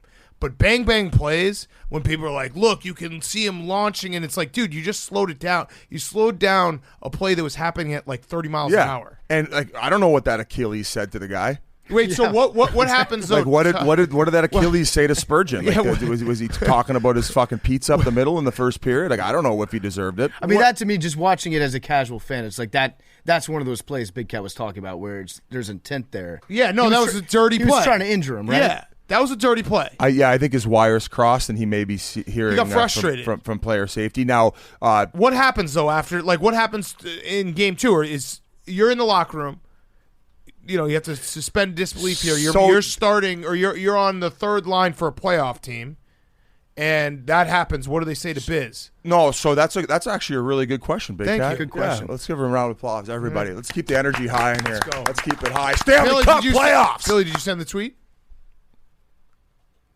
What exactly do you want me to say? I mean, hey, Jeffrey Toobin, want to jerk off with me and the boys. Oh, you guys got to do his thinking for him too. Yeah, this is crazy. No, I had a draft. Hey, Jeffrey Toobin, do you want to come jerk off with the boys? Yeah, that sounds good. With Sure. me and the That boys. works. Me and the boys. Right to the point. me and the Right to the boys. point. Okay. Paul All right, go ahead.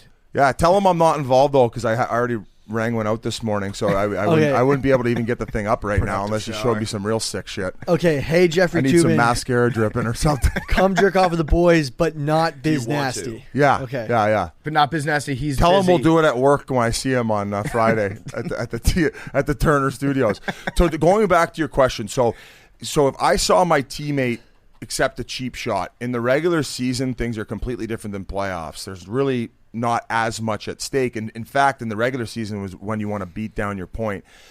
In a playoff round, you're going to have to just keep his number, and at some point, hopefully, you can get retribution. But now saying that, it's just impossible because like even in that series clinching win, if you're up a couple goals towards the end, you can't go out and take a penalty on the guy because you might end up costing your team. So that's a time of year where you just have to really accept it, not let your ego get in the way, and just kind of focus on the ultimate prize. Yeah. So I hope that it occurs like naturally during the course of a game where you can get a good shot on him. Where you and can keep get in the back of your mind, where you can get a clean hit. But if that's what you're going out thinking of during your shift, I mean, I think you're already behind the 8 ball. So it's hard, man. It's the game within the game, and that was something that certain players didn't have to deal with. That was particularly what I had to worry about. Right. But once again, I can't just go out there in a playoff shift and then end up taking a penalty to get back at a guy because it could end up costing my team, and then next thing you know, I'm in the press box. Okay, follow-up question. How much in a playoff atmosphere do you, let's hypothetically say we gamble on these games, how much do you think home ice and the crowd should be taken into the calculation of which team you're betting on? I know, obviously, last line change, and you could tell me about that. Like, does that matter at all? I know people mention it. Like, matchups do matter at home. So in certain cases, yes. In certain cases, no. Like, there's been teams, like, I remember New Jersey a few years ago. They ended up they won like 80% of their road games during playoffs. But then I believe they were also losing a lot at home. So for some teams, it doesn't matter. As far as the matchups are concerned, like, let's use the Edmonton-LA series as an example. You have two of the best players in the world in Connor McDavid and Leon Draisaitl. Philip Deneau, who came over from Montreal and ended up signing a big ticket this offseason with LA, is known as one of the best shutdown centermen in the league. He doesn't necessarily produce a ton of offense, well, at least before this year. And when they get to go home in LA, I would imagine either him or Kopitar are out there every single shift against the big boys, just shadowing them. And I'd never even really noticed them that much. But then we had Nathan McKinnon on the podcast. We said, who's the hardest guy for you to play against in the league? Expecting he would say one of the big names. And he goes, honestly, man, that Philip Deneau. He's just one of those guys where on the defensive side of the puck, he just knows how to irritate you. He's always got his stick in the right place. His body positioning is great. He's good on faceoffs. So in some cases, those line matchups and home ice advantage is huge, especially at the fact that LA ended up getting game 1 in Edmonton on a goalie gift from Mike Smith. So it's like you guys are freaking asking unreal questions. We're all over the place with the hockey breakdown. I'm pumped for who doesn't love Stanley Cup playoffs? They're fucking electric. It's awesome. So what about the crowd though? The second part of that question. Like, do you think it matters? I know it matters. So in other sports, I don't think it really matters much in football anymore in terms of NFL. College still matters. I think it does in terms of like snap counts and things like that. Yeah, but if you look at the actual like numbers, it has decreased significantly. Like the home advantage in football is not what it used to be, at least from a point spread perspective, 20 years ago. Basketball, you could make the argument. College basketball for sure because they're just kids. baseball, yeah, you get the bottom of the ninth. I never knew with hockey. Like, I also think it depends on which team, and what they're able to handle adversity wise, and especially in the moment. Like, let's say they're on the road and they're up 2-0, and the other team's pressing, and all of a sudden they get that first one, and the crowd's going fucking nuts. The towels are waving. Like, you can visually see some teams where their arseholes pucker up, and they are just on the ropes, much like in boxing, right? So it depends on the teams and which players have been there and how they're able to really control their emotions in that type of setting. Some guys are incredible at just blocking it all out, and they are just zoned in on the game. You could ask them about things that happened, from the crowd perspective and how loud it was, and they wouldn't be able to tell you.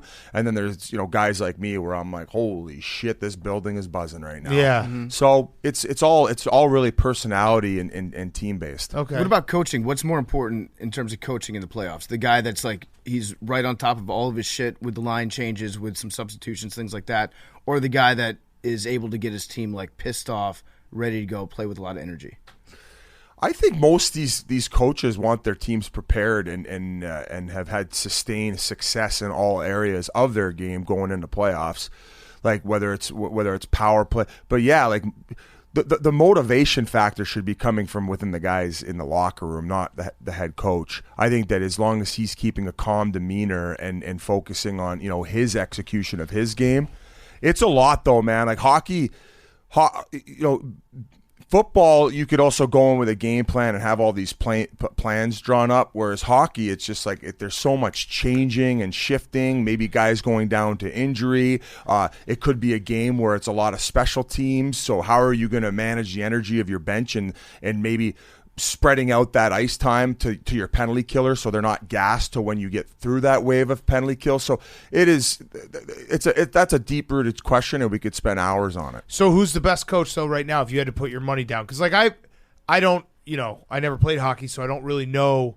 All I know from hockey and what the coach's like input is the game plan going and the lines being paired. Like I remember Quenneville the Blackhawks would always start slow in series, and then they would always turn a corner, and it felt like it was partly his coaching where he would line pairings and everything, and they would finish series strong. You know what I mean? Like they were down 2-1, I think, to the Lightning in the Stanley Cup, like things like that. Yeah, so I mean, I just mentioned it when I was answering in PFT's answer. It's like that's what makes him so successful is throughout all that chaos and maybe the pressure of, oh, no, we didn't start good. He's just seeing the situation and how it's playing out, and he's making his adjustments. Right. And staying calm. I mean, yeah, maybe sometimes you see him get a little bit red and fired up and trying to poke certain guys. I'm sure if you asked for Stieg, he'd have a couple funny answers for you as far as how Quenneville would try to get him going individually. But, yeah, these guys, they're so experienced and they've seen it all. So even those slow starts, I don't think that he's hitting the panic button. Who's the best? It also doesn't hurt when you're playing with the house's money and he already has as many championships as possible. As far as head coaches going into these playoffs, I really like Craig Berube. I like that the way that he's very just direct and stern, and especially when they had that run when they ended up winning it, they allow access into the locker room, so he'll just go in and beep, beep, beep, beep, beep. Like, let's fucking go. You fucking come on, yo. Press here, press there. Let's go. Wake the fuck up. Clap, and you're out. Not talking for 15 minutes. Everybody knows their assignments and what needs to be done. That was established throughout the regular season. It could be very black and white. It doesn't need to be fucking 15-minute roo-rah speech in and out of the locker room. I like Craig Berube. Brunette. Is it Andrew Burnett? If you can Google it, I hope I'm not butchering his name. He took over for Quenneville, which was a very difficult situation at the beginning of the year with the Florida Panthers, and they had all these expectations. And then the Quenneville situation happened with what had happened in Chicago. He was released, and Andrew Burnett took over, and he may in fact end up winning Coach of the Year, where he was pegged as an assistant, where he was able to galvanize the group. They didn't skip a beat after the firing. It didn't shake up the core at all, and they just kept on winning and doing exactly as planned. Yeah, so you got it right, Andrew Burnett. Yeah, Andrew Burnett. With that series, the Capitals and the Panthers, I'm of the mindset it's probably going to be like 5-6 games. We're probably going to get whomped in this series because the Panthers are so good, and it feels like this is not a great Caps team, especially like goaltending is a big question. We haven't figured out. We've had like 2.5 years, haven't figured out what to do there. give me just like some sliver of hope. Like, what's the percentage? Give me like 10%, 15%, 20% chance that we can beat the Panthers. Well, I mean, you got two goalies who are decent. They just haven't been able to sustain it. Well, that's the thing. They're both decent, but they both suck when they get put in. So it's like it's always we got one guy and the other guy he's playing really, really well in practice. Let's toss him in, and then he sucks in the games. And one of them can catch lightning in a bottle and stand on his head, and it's a 7-game series. That's so what I who need. knows? The stand on your head. I think that the back end is a little weak from a giving up scoring chances standpoint. And then when you mix that in with the goaltending, sometimes you don't want to be having barn burners against the Florida Panthers because they live for those up and down track meet style games. I guess the only hope would just be that they bring their experience and they get a lot of heavy lifting from the guys up front, like Backstrom, like Ovi.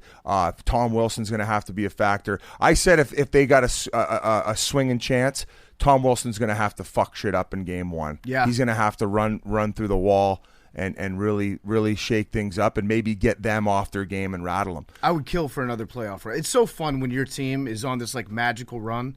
You get so amped up. You get so wrapped up in the environment. It's maybe the most fun playoff run that you can make in sports. So your one opportunity here to win this series is the fact that Florida has to get over that mental hurdle, and all the expectations in the world are on them after the regular season. They just lot of had. pressure. Yep. A lot of pressure. What did you say? Did you ever get circumcised for the Leafs when you said, like, if they get bounced in the first round? I'm trying to remember. I plead the fifth.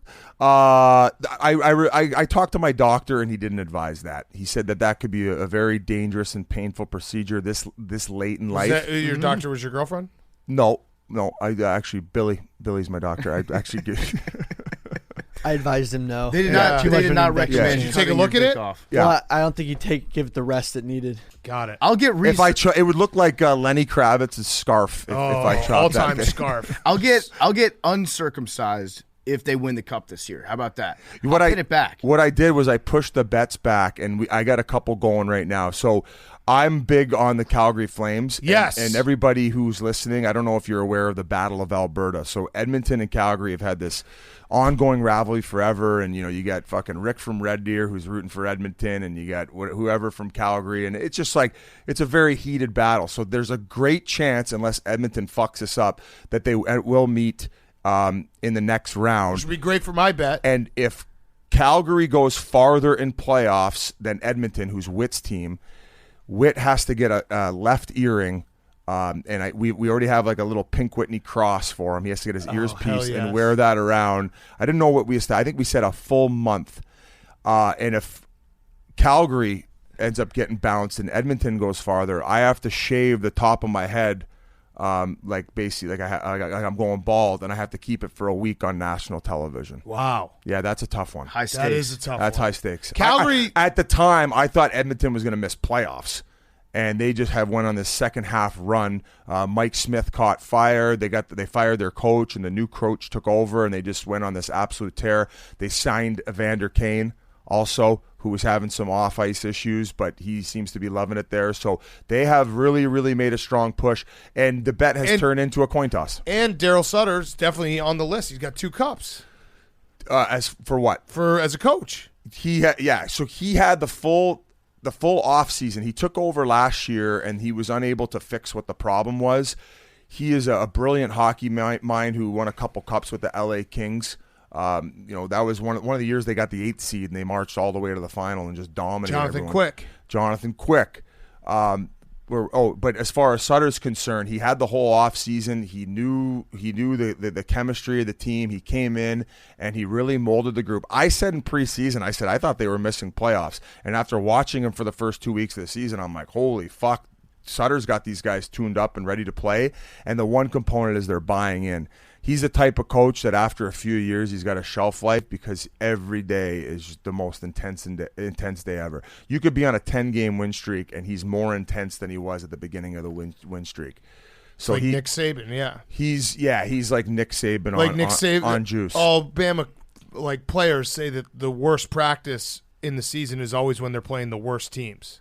Because Nick Saban, when you're playing like Auburn, he doesn't have to be an asshole, but when you're playing like Mercer or Jacksonville State, he goes crazy on. Like if you want to be on Sutter's bad side, you would have a kid born in the midst of the season. If you knock up your wife and she's gonna give birth during the course of the season, you might as well just fucking ask for a trade. What happens if you're gonna have a kid like during the Stanley Cup playoffs? He takes it away and doesn't want the River Nile. He doesn't want any distractions. Drops it off at a firehouse.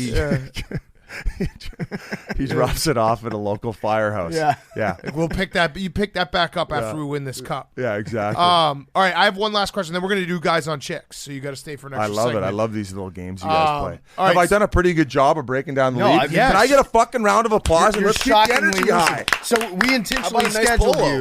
Yeah, we intentionally scheduled you to come on the show early in the week so you wouldn't be burned out through your 3 live streams that you're going to be doing and 2 podcasts. I think sometimes you guys forget that I'm coming from out west, and right now this is really 9 o'clock in the morning. Biz tried to get credit yesterday. He was like, I took a red eye, and it was like crazy, and like you guys all got to respect that. It's like, you're getting paid, if right? there's 2 guys at the company that can insult me about work ethic, it's you 2, because you guys work your ball bags off. You're doing 3 podcasts a week, and you're traveling all around North America.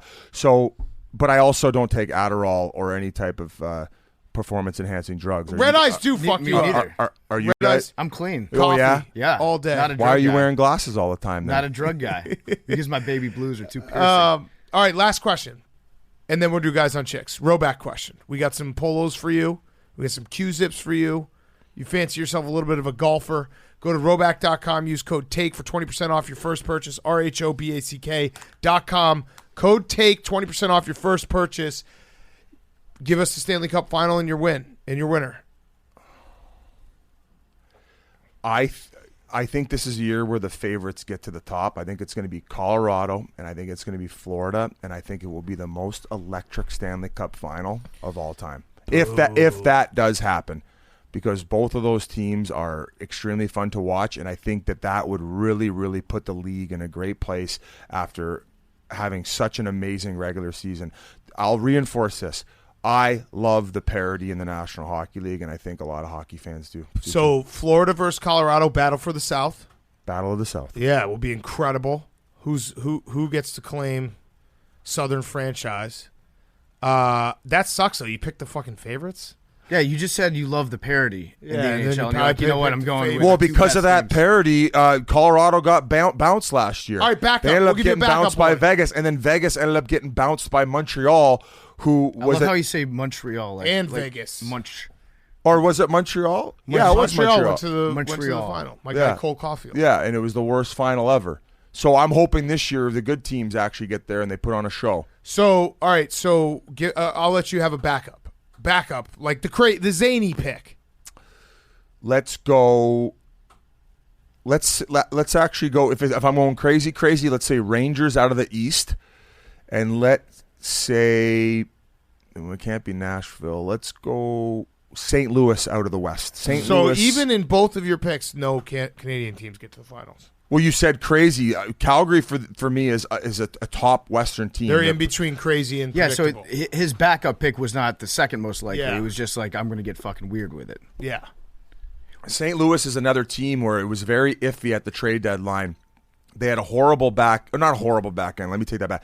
The back end was struggling a little bit, and they were missing a piece on the left side. Cam Jansen ended up coming on and say they need to make a move on the Spit and Chickles podcast, and then they did, and they got Leddy, which not a huge name, but it just filled a hole. And ever since then, they've just been on this massive roll. Towards the end of the season, they were winning 80% of their games, if not more, and then they ended up. One thing that does suck is the playoff structure in which that the teams play in division, and unless you get, of course, the first seed, and then you play the wild card. But so now you got Minnesota and St. Louis, who are, I think, second and third place in the conference, playing in the first round. They should seed them 1 through 8 in the conferences. Is that how they do it in the NBA? I agree. Yeah, Mm-hmm. yeah. It's easier to do it that way. But Yeah. everyone listening to this, you're gonna have a friend that asks you at one point after the first round is coming to a conclusion. Your buddy's gonna say, "I forget. Do they reseed in the Stanley Cup playoffs? They don't reseed. They don't." And another one that you're going to be familiar with is the fact that they wanted to create these in-division rivalries and make sure that they at least got one of those big impactful series. And going back to when both Pittsburgh and Washington were in their heyday, they would always meet in the second round. Yeah. Where it would be so much cooler if they would have met in the conference finals. Right. Yeah. Right? It just has a little bit more of that allure. But I can understand why they do it. And then to contradict myself, you may in fact get that Battle of Alberta out west if both teams advance from the first round. So in some ways it's good. In other ways it's like, well, I don't want to see the second or third team knocked off in the first round because of the way they seed everything. So that's one thing that they might have to change. RA and Witt also mentioned doing 1 through 16. And you might even have Eastern teams traveling out west to start playoff. I don't like that. Which would be wild. I would be okay if they ended up switching the patterns up.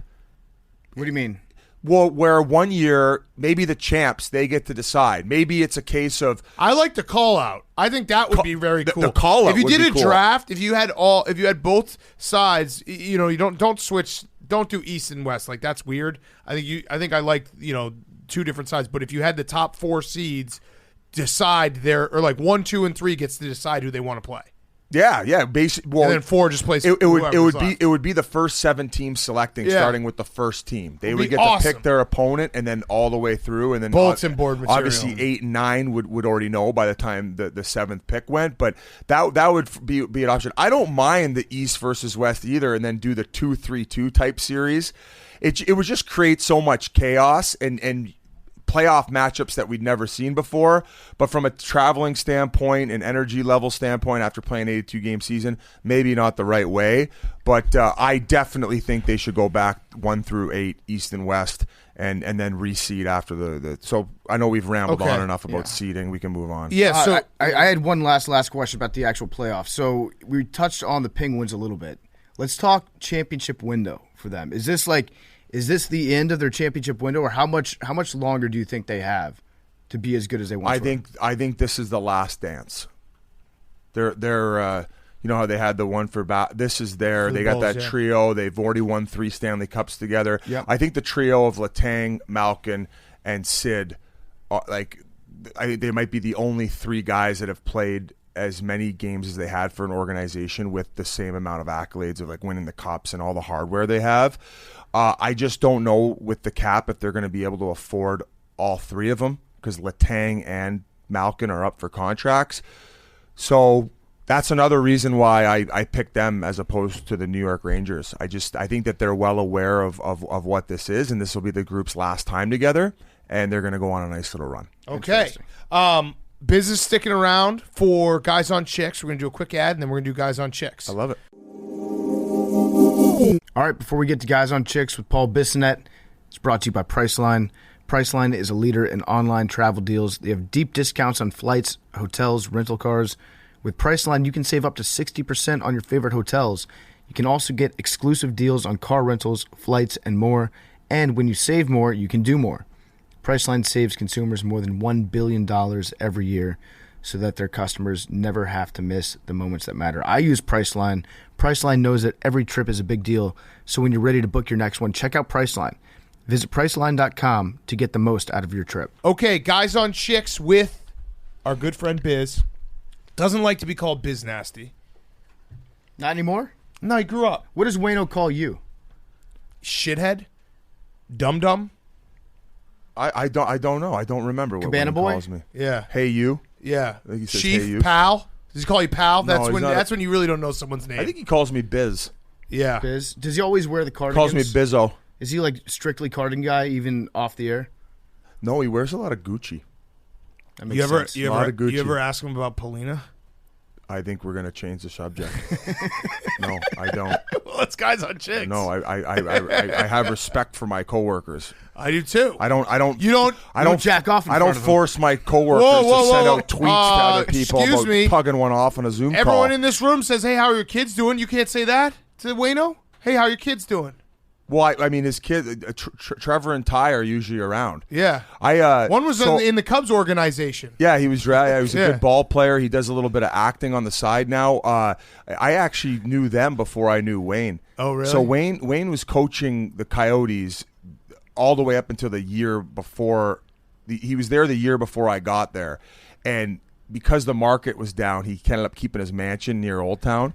So his 2 kids and my other buddy, Joey Superstein, were living in this mansion, and they would be throwing ASU Ragers there every week. And so after home games, like, we would go out to the club a little bit, and then we would go over.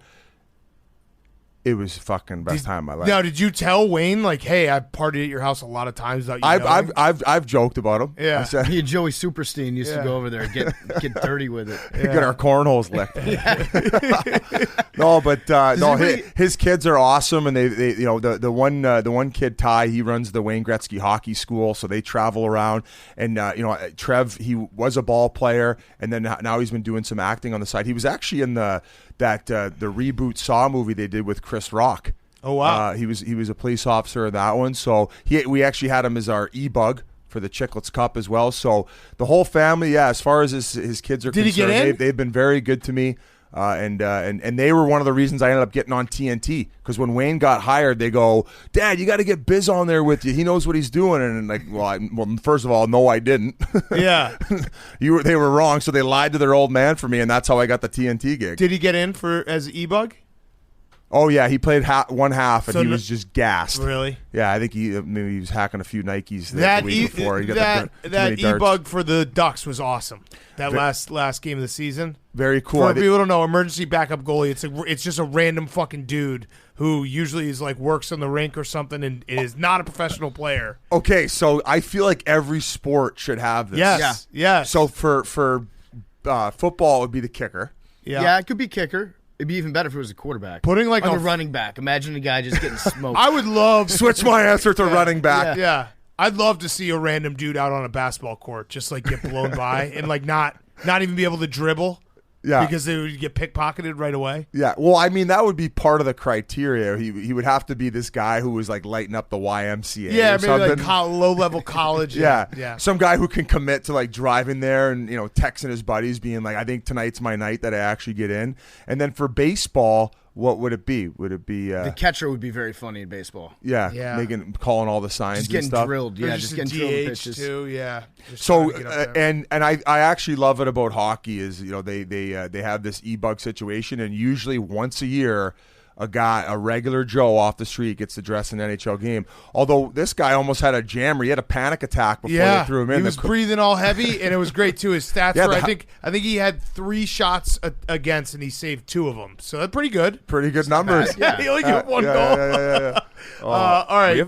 We have a video editor here who's an e-bug? For like the Rangers or Islanders. That's incredible. Yeah, it was so funny too because he was wearing. It was in Dallas, so he was wearing the Ducks jersey, but he had a Dallas face mask on. Yeah, because he lives around Dallas. So it's just for the ring. It's not for each team. Well, the most famous one is David Ayres, and you guys know that whole story of when he was an e-bug in Toronto. And then Carolina needed one, and he went in, and then he stood on his head and ended up beating the Leafs. And he was the Leafs e-bug. And Leafs have been the butt of a lot of jokes with their losing to an e-bug. Yeah, and then they lost to an e-bug, so they were getting dragged through the mud. All right, guys on chicks. Hey, BizNasty. I'm a college junior about to go into my senior year. I've been hooking up with this guy for basically the majority of the school year. It's been going really good.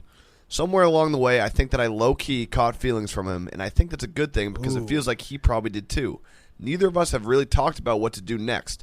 He's graduating and got a job, yay. However, last weekend, after we finished having sex, he accidentally called me Katie, which is his ex's last name. I haven't brought it up and not sure if I should or not. My question is like, am I playing myself right now, or what the hell do I do? Please help me. I'm actually really conflicted and don't want to stop anything, so yeah. Go Leafs, by the way. I'm just curious as to the timeline. Like, was it like after he nutted, he was like, Katie? Like, how did it all go? Thanks, Katie. I don't know. I also think as a rule, after we finished having sex, so. you get one. I think you get one where you can screw up a name like that. Because it is hard if you've been in a relationship and then you go to another relationship. Like, you get used to, saying one name. I think you get it once, and then if you ever do it again, then it's over. And I think if you're not official, it's hard when you bring that up and you're bitching at them. It just reminds them of, this is exactly why I'm not in a relationship. I don't want anyone to be able to hold anything over my head. So I think he gets the pass. One pass. I think he gets the pass, and that's it. I think she's describing how the human emotion works actually perfectly. That's kind of what we're designed to do. She's like, so I've been having sex with this guy pretty consistently for the last 6 months. Now I'm starting to like him. I think that's kind of like what you're engineered to do as a human. I think she's probably that's normal, what she's going through. But just, if I were her, I would just pretend it never happened. Just bury it way, way, way deep down inside unless it happens a second time. Or keep it inside and then box it up until the next time you have sex and then hit him back with it. Yeah. Actually, that was so great. And then maybe see how he reacts. Yeah. And then if he's the one being like, "Hey, why you calling me a different name?" and say, "Oh, I don't want to date a hypocrite. See ya, punk." Ah, there you go. Or you could just hang on to it for a long time until you need something, until there's a situation. Yeah. No, actually, you're right. You can, this is actually an ace card that he's given you. The see ya, punk, though, yeah, really. I would bury it deep down below. Start the relationship, allow it to affect the relationship the entire time, and then eventually, I don't know, understand guys on stab chips, him with a fork. Like when he wants to go play golf instead of like going to your mother's birthday party, be like, "Hey, you remember that one time that you called me Katie in bed?" Yeah. And then boom, he's going to see mom's. a punk. Yeah. Remember that time you gave me the cream pie and then called me Katie? Yeah, you're coming to mom's. Pick up some flowers too while I get ready. Oh yeah, I signed you up for a foot rub too. Can you elaborate on why Canadians prefer missionary while Americans gravitate towards doggy? Is that true? Yeah, I don't know. I always heard it was the other way around, so you can both watch hockey. Well, I like missionary just because I like kissing. I like doing the French kissing while I'm burying You're a smoocher? burying my 4Z deep inside. You smoocher? Is this how the TNT show goes usually? No, we don't talk about. Well, yeah, sometimes you throw in a few dick jokes.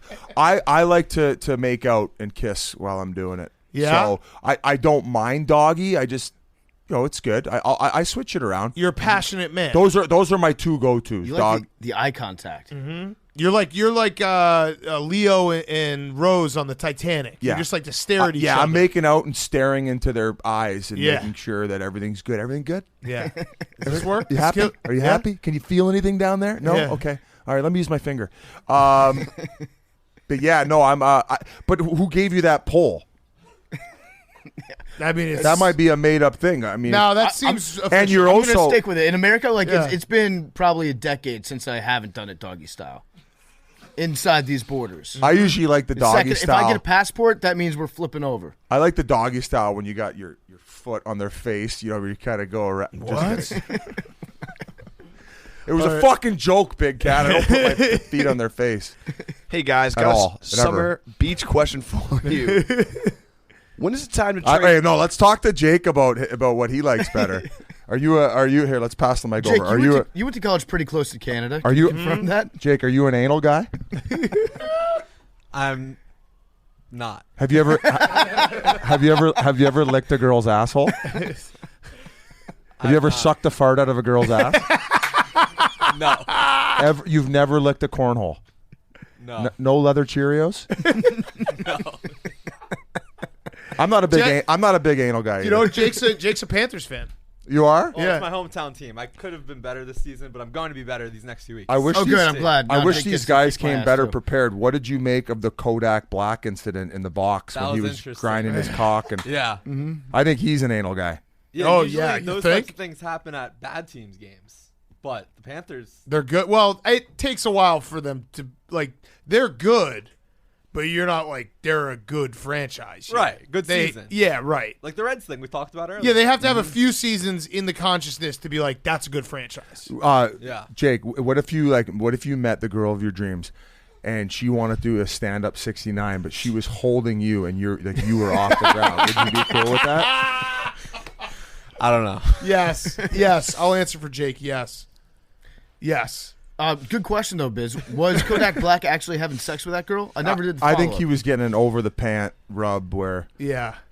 Just the grind. So he was going super gremlin. So when you're in the American Hockey League, you're not making that show dough, and we used to sometimes go to the strip clubs. I would not do this, but I would have teammates who they would go to the bathroom at the strip club. They would take their underwear off, put their dress pants back on, and then they would get lap dances because when you're getting that rub, they would be able to come just from getting lap dances.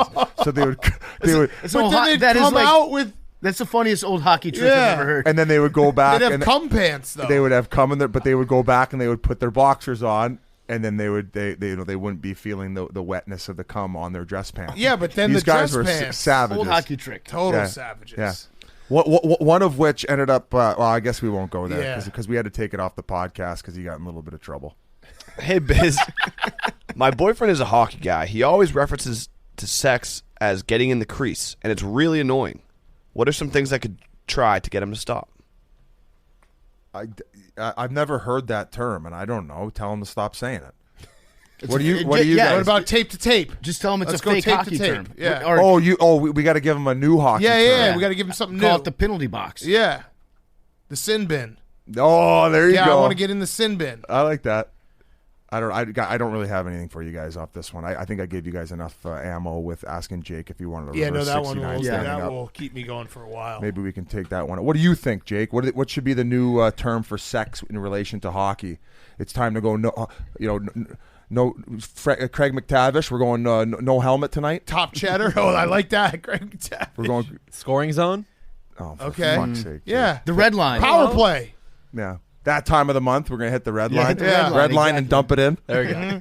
Yeah, we'll play Devils. We're gonna play trap. Looks like it's late the second 90s, period. early 2000s. That's it. I want you to stand on your head. That last one can burn in hell. That question.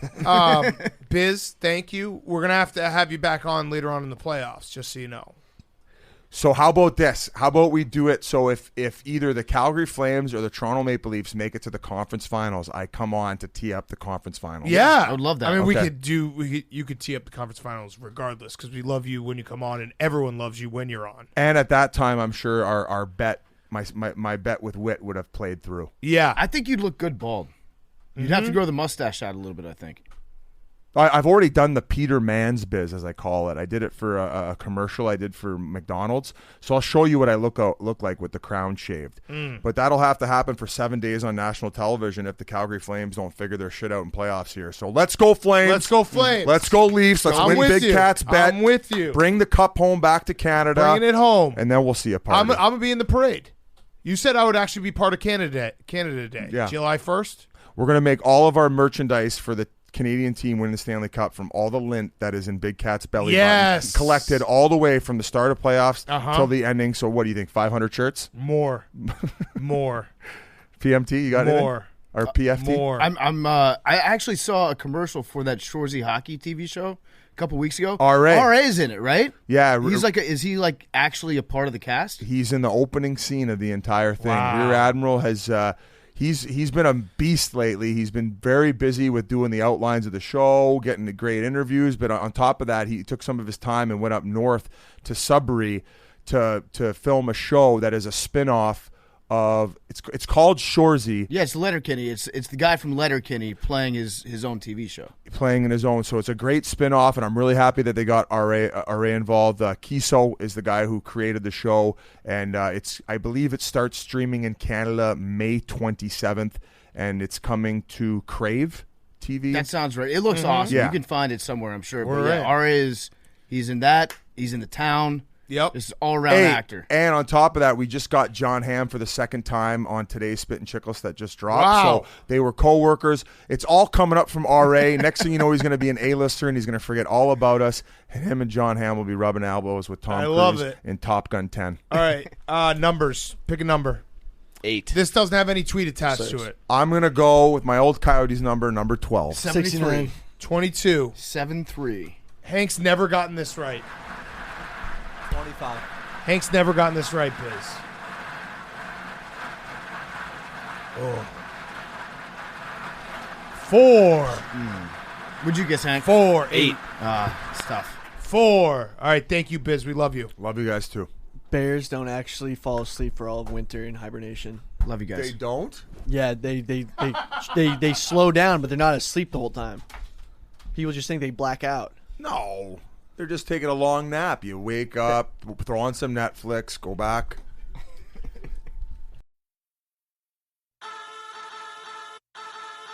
Talking away.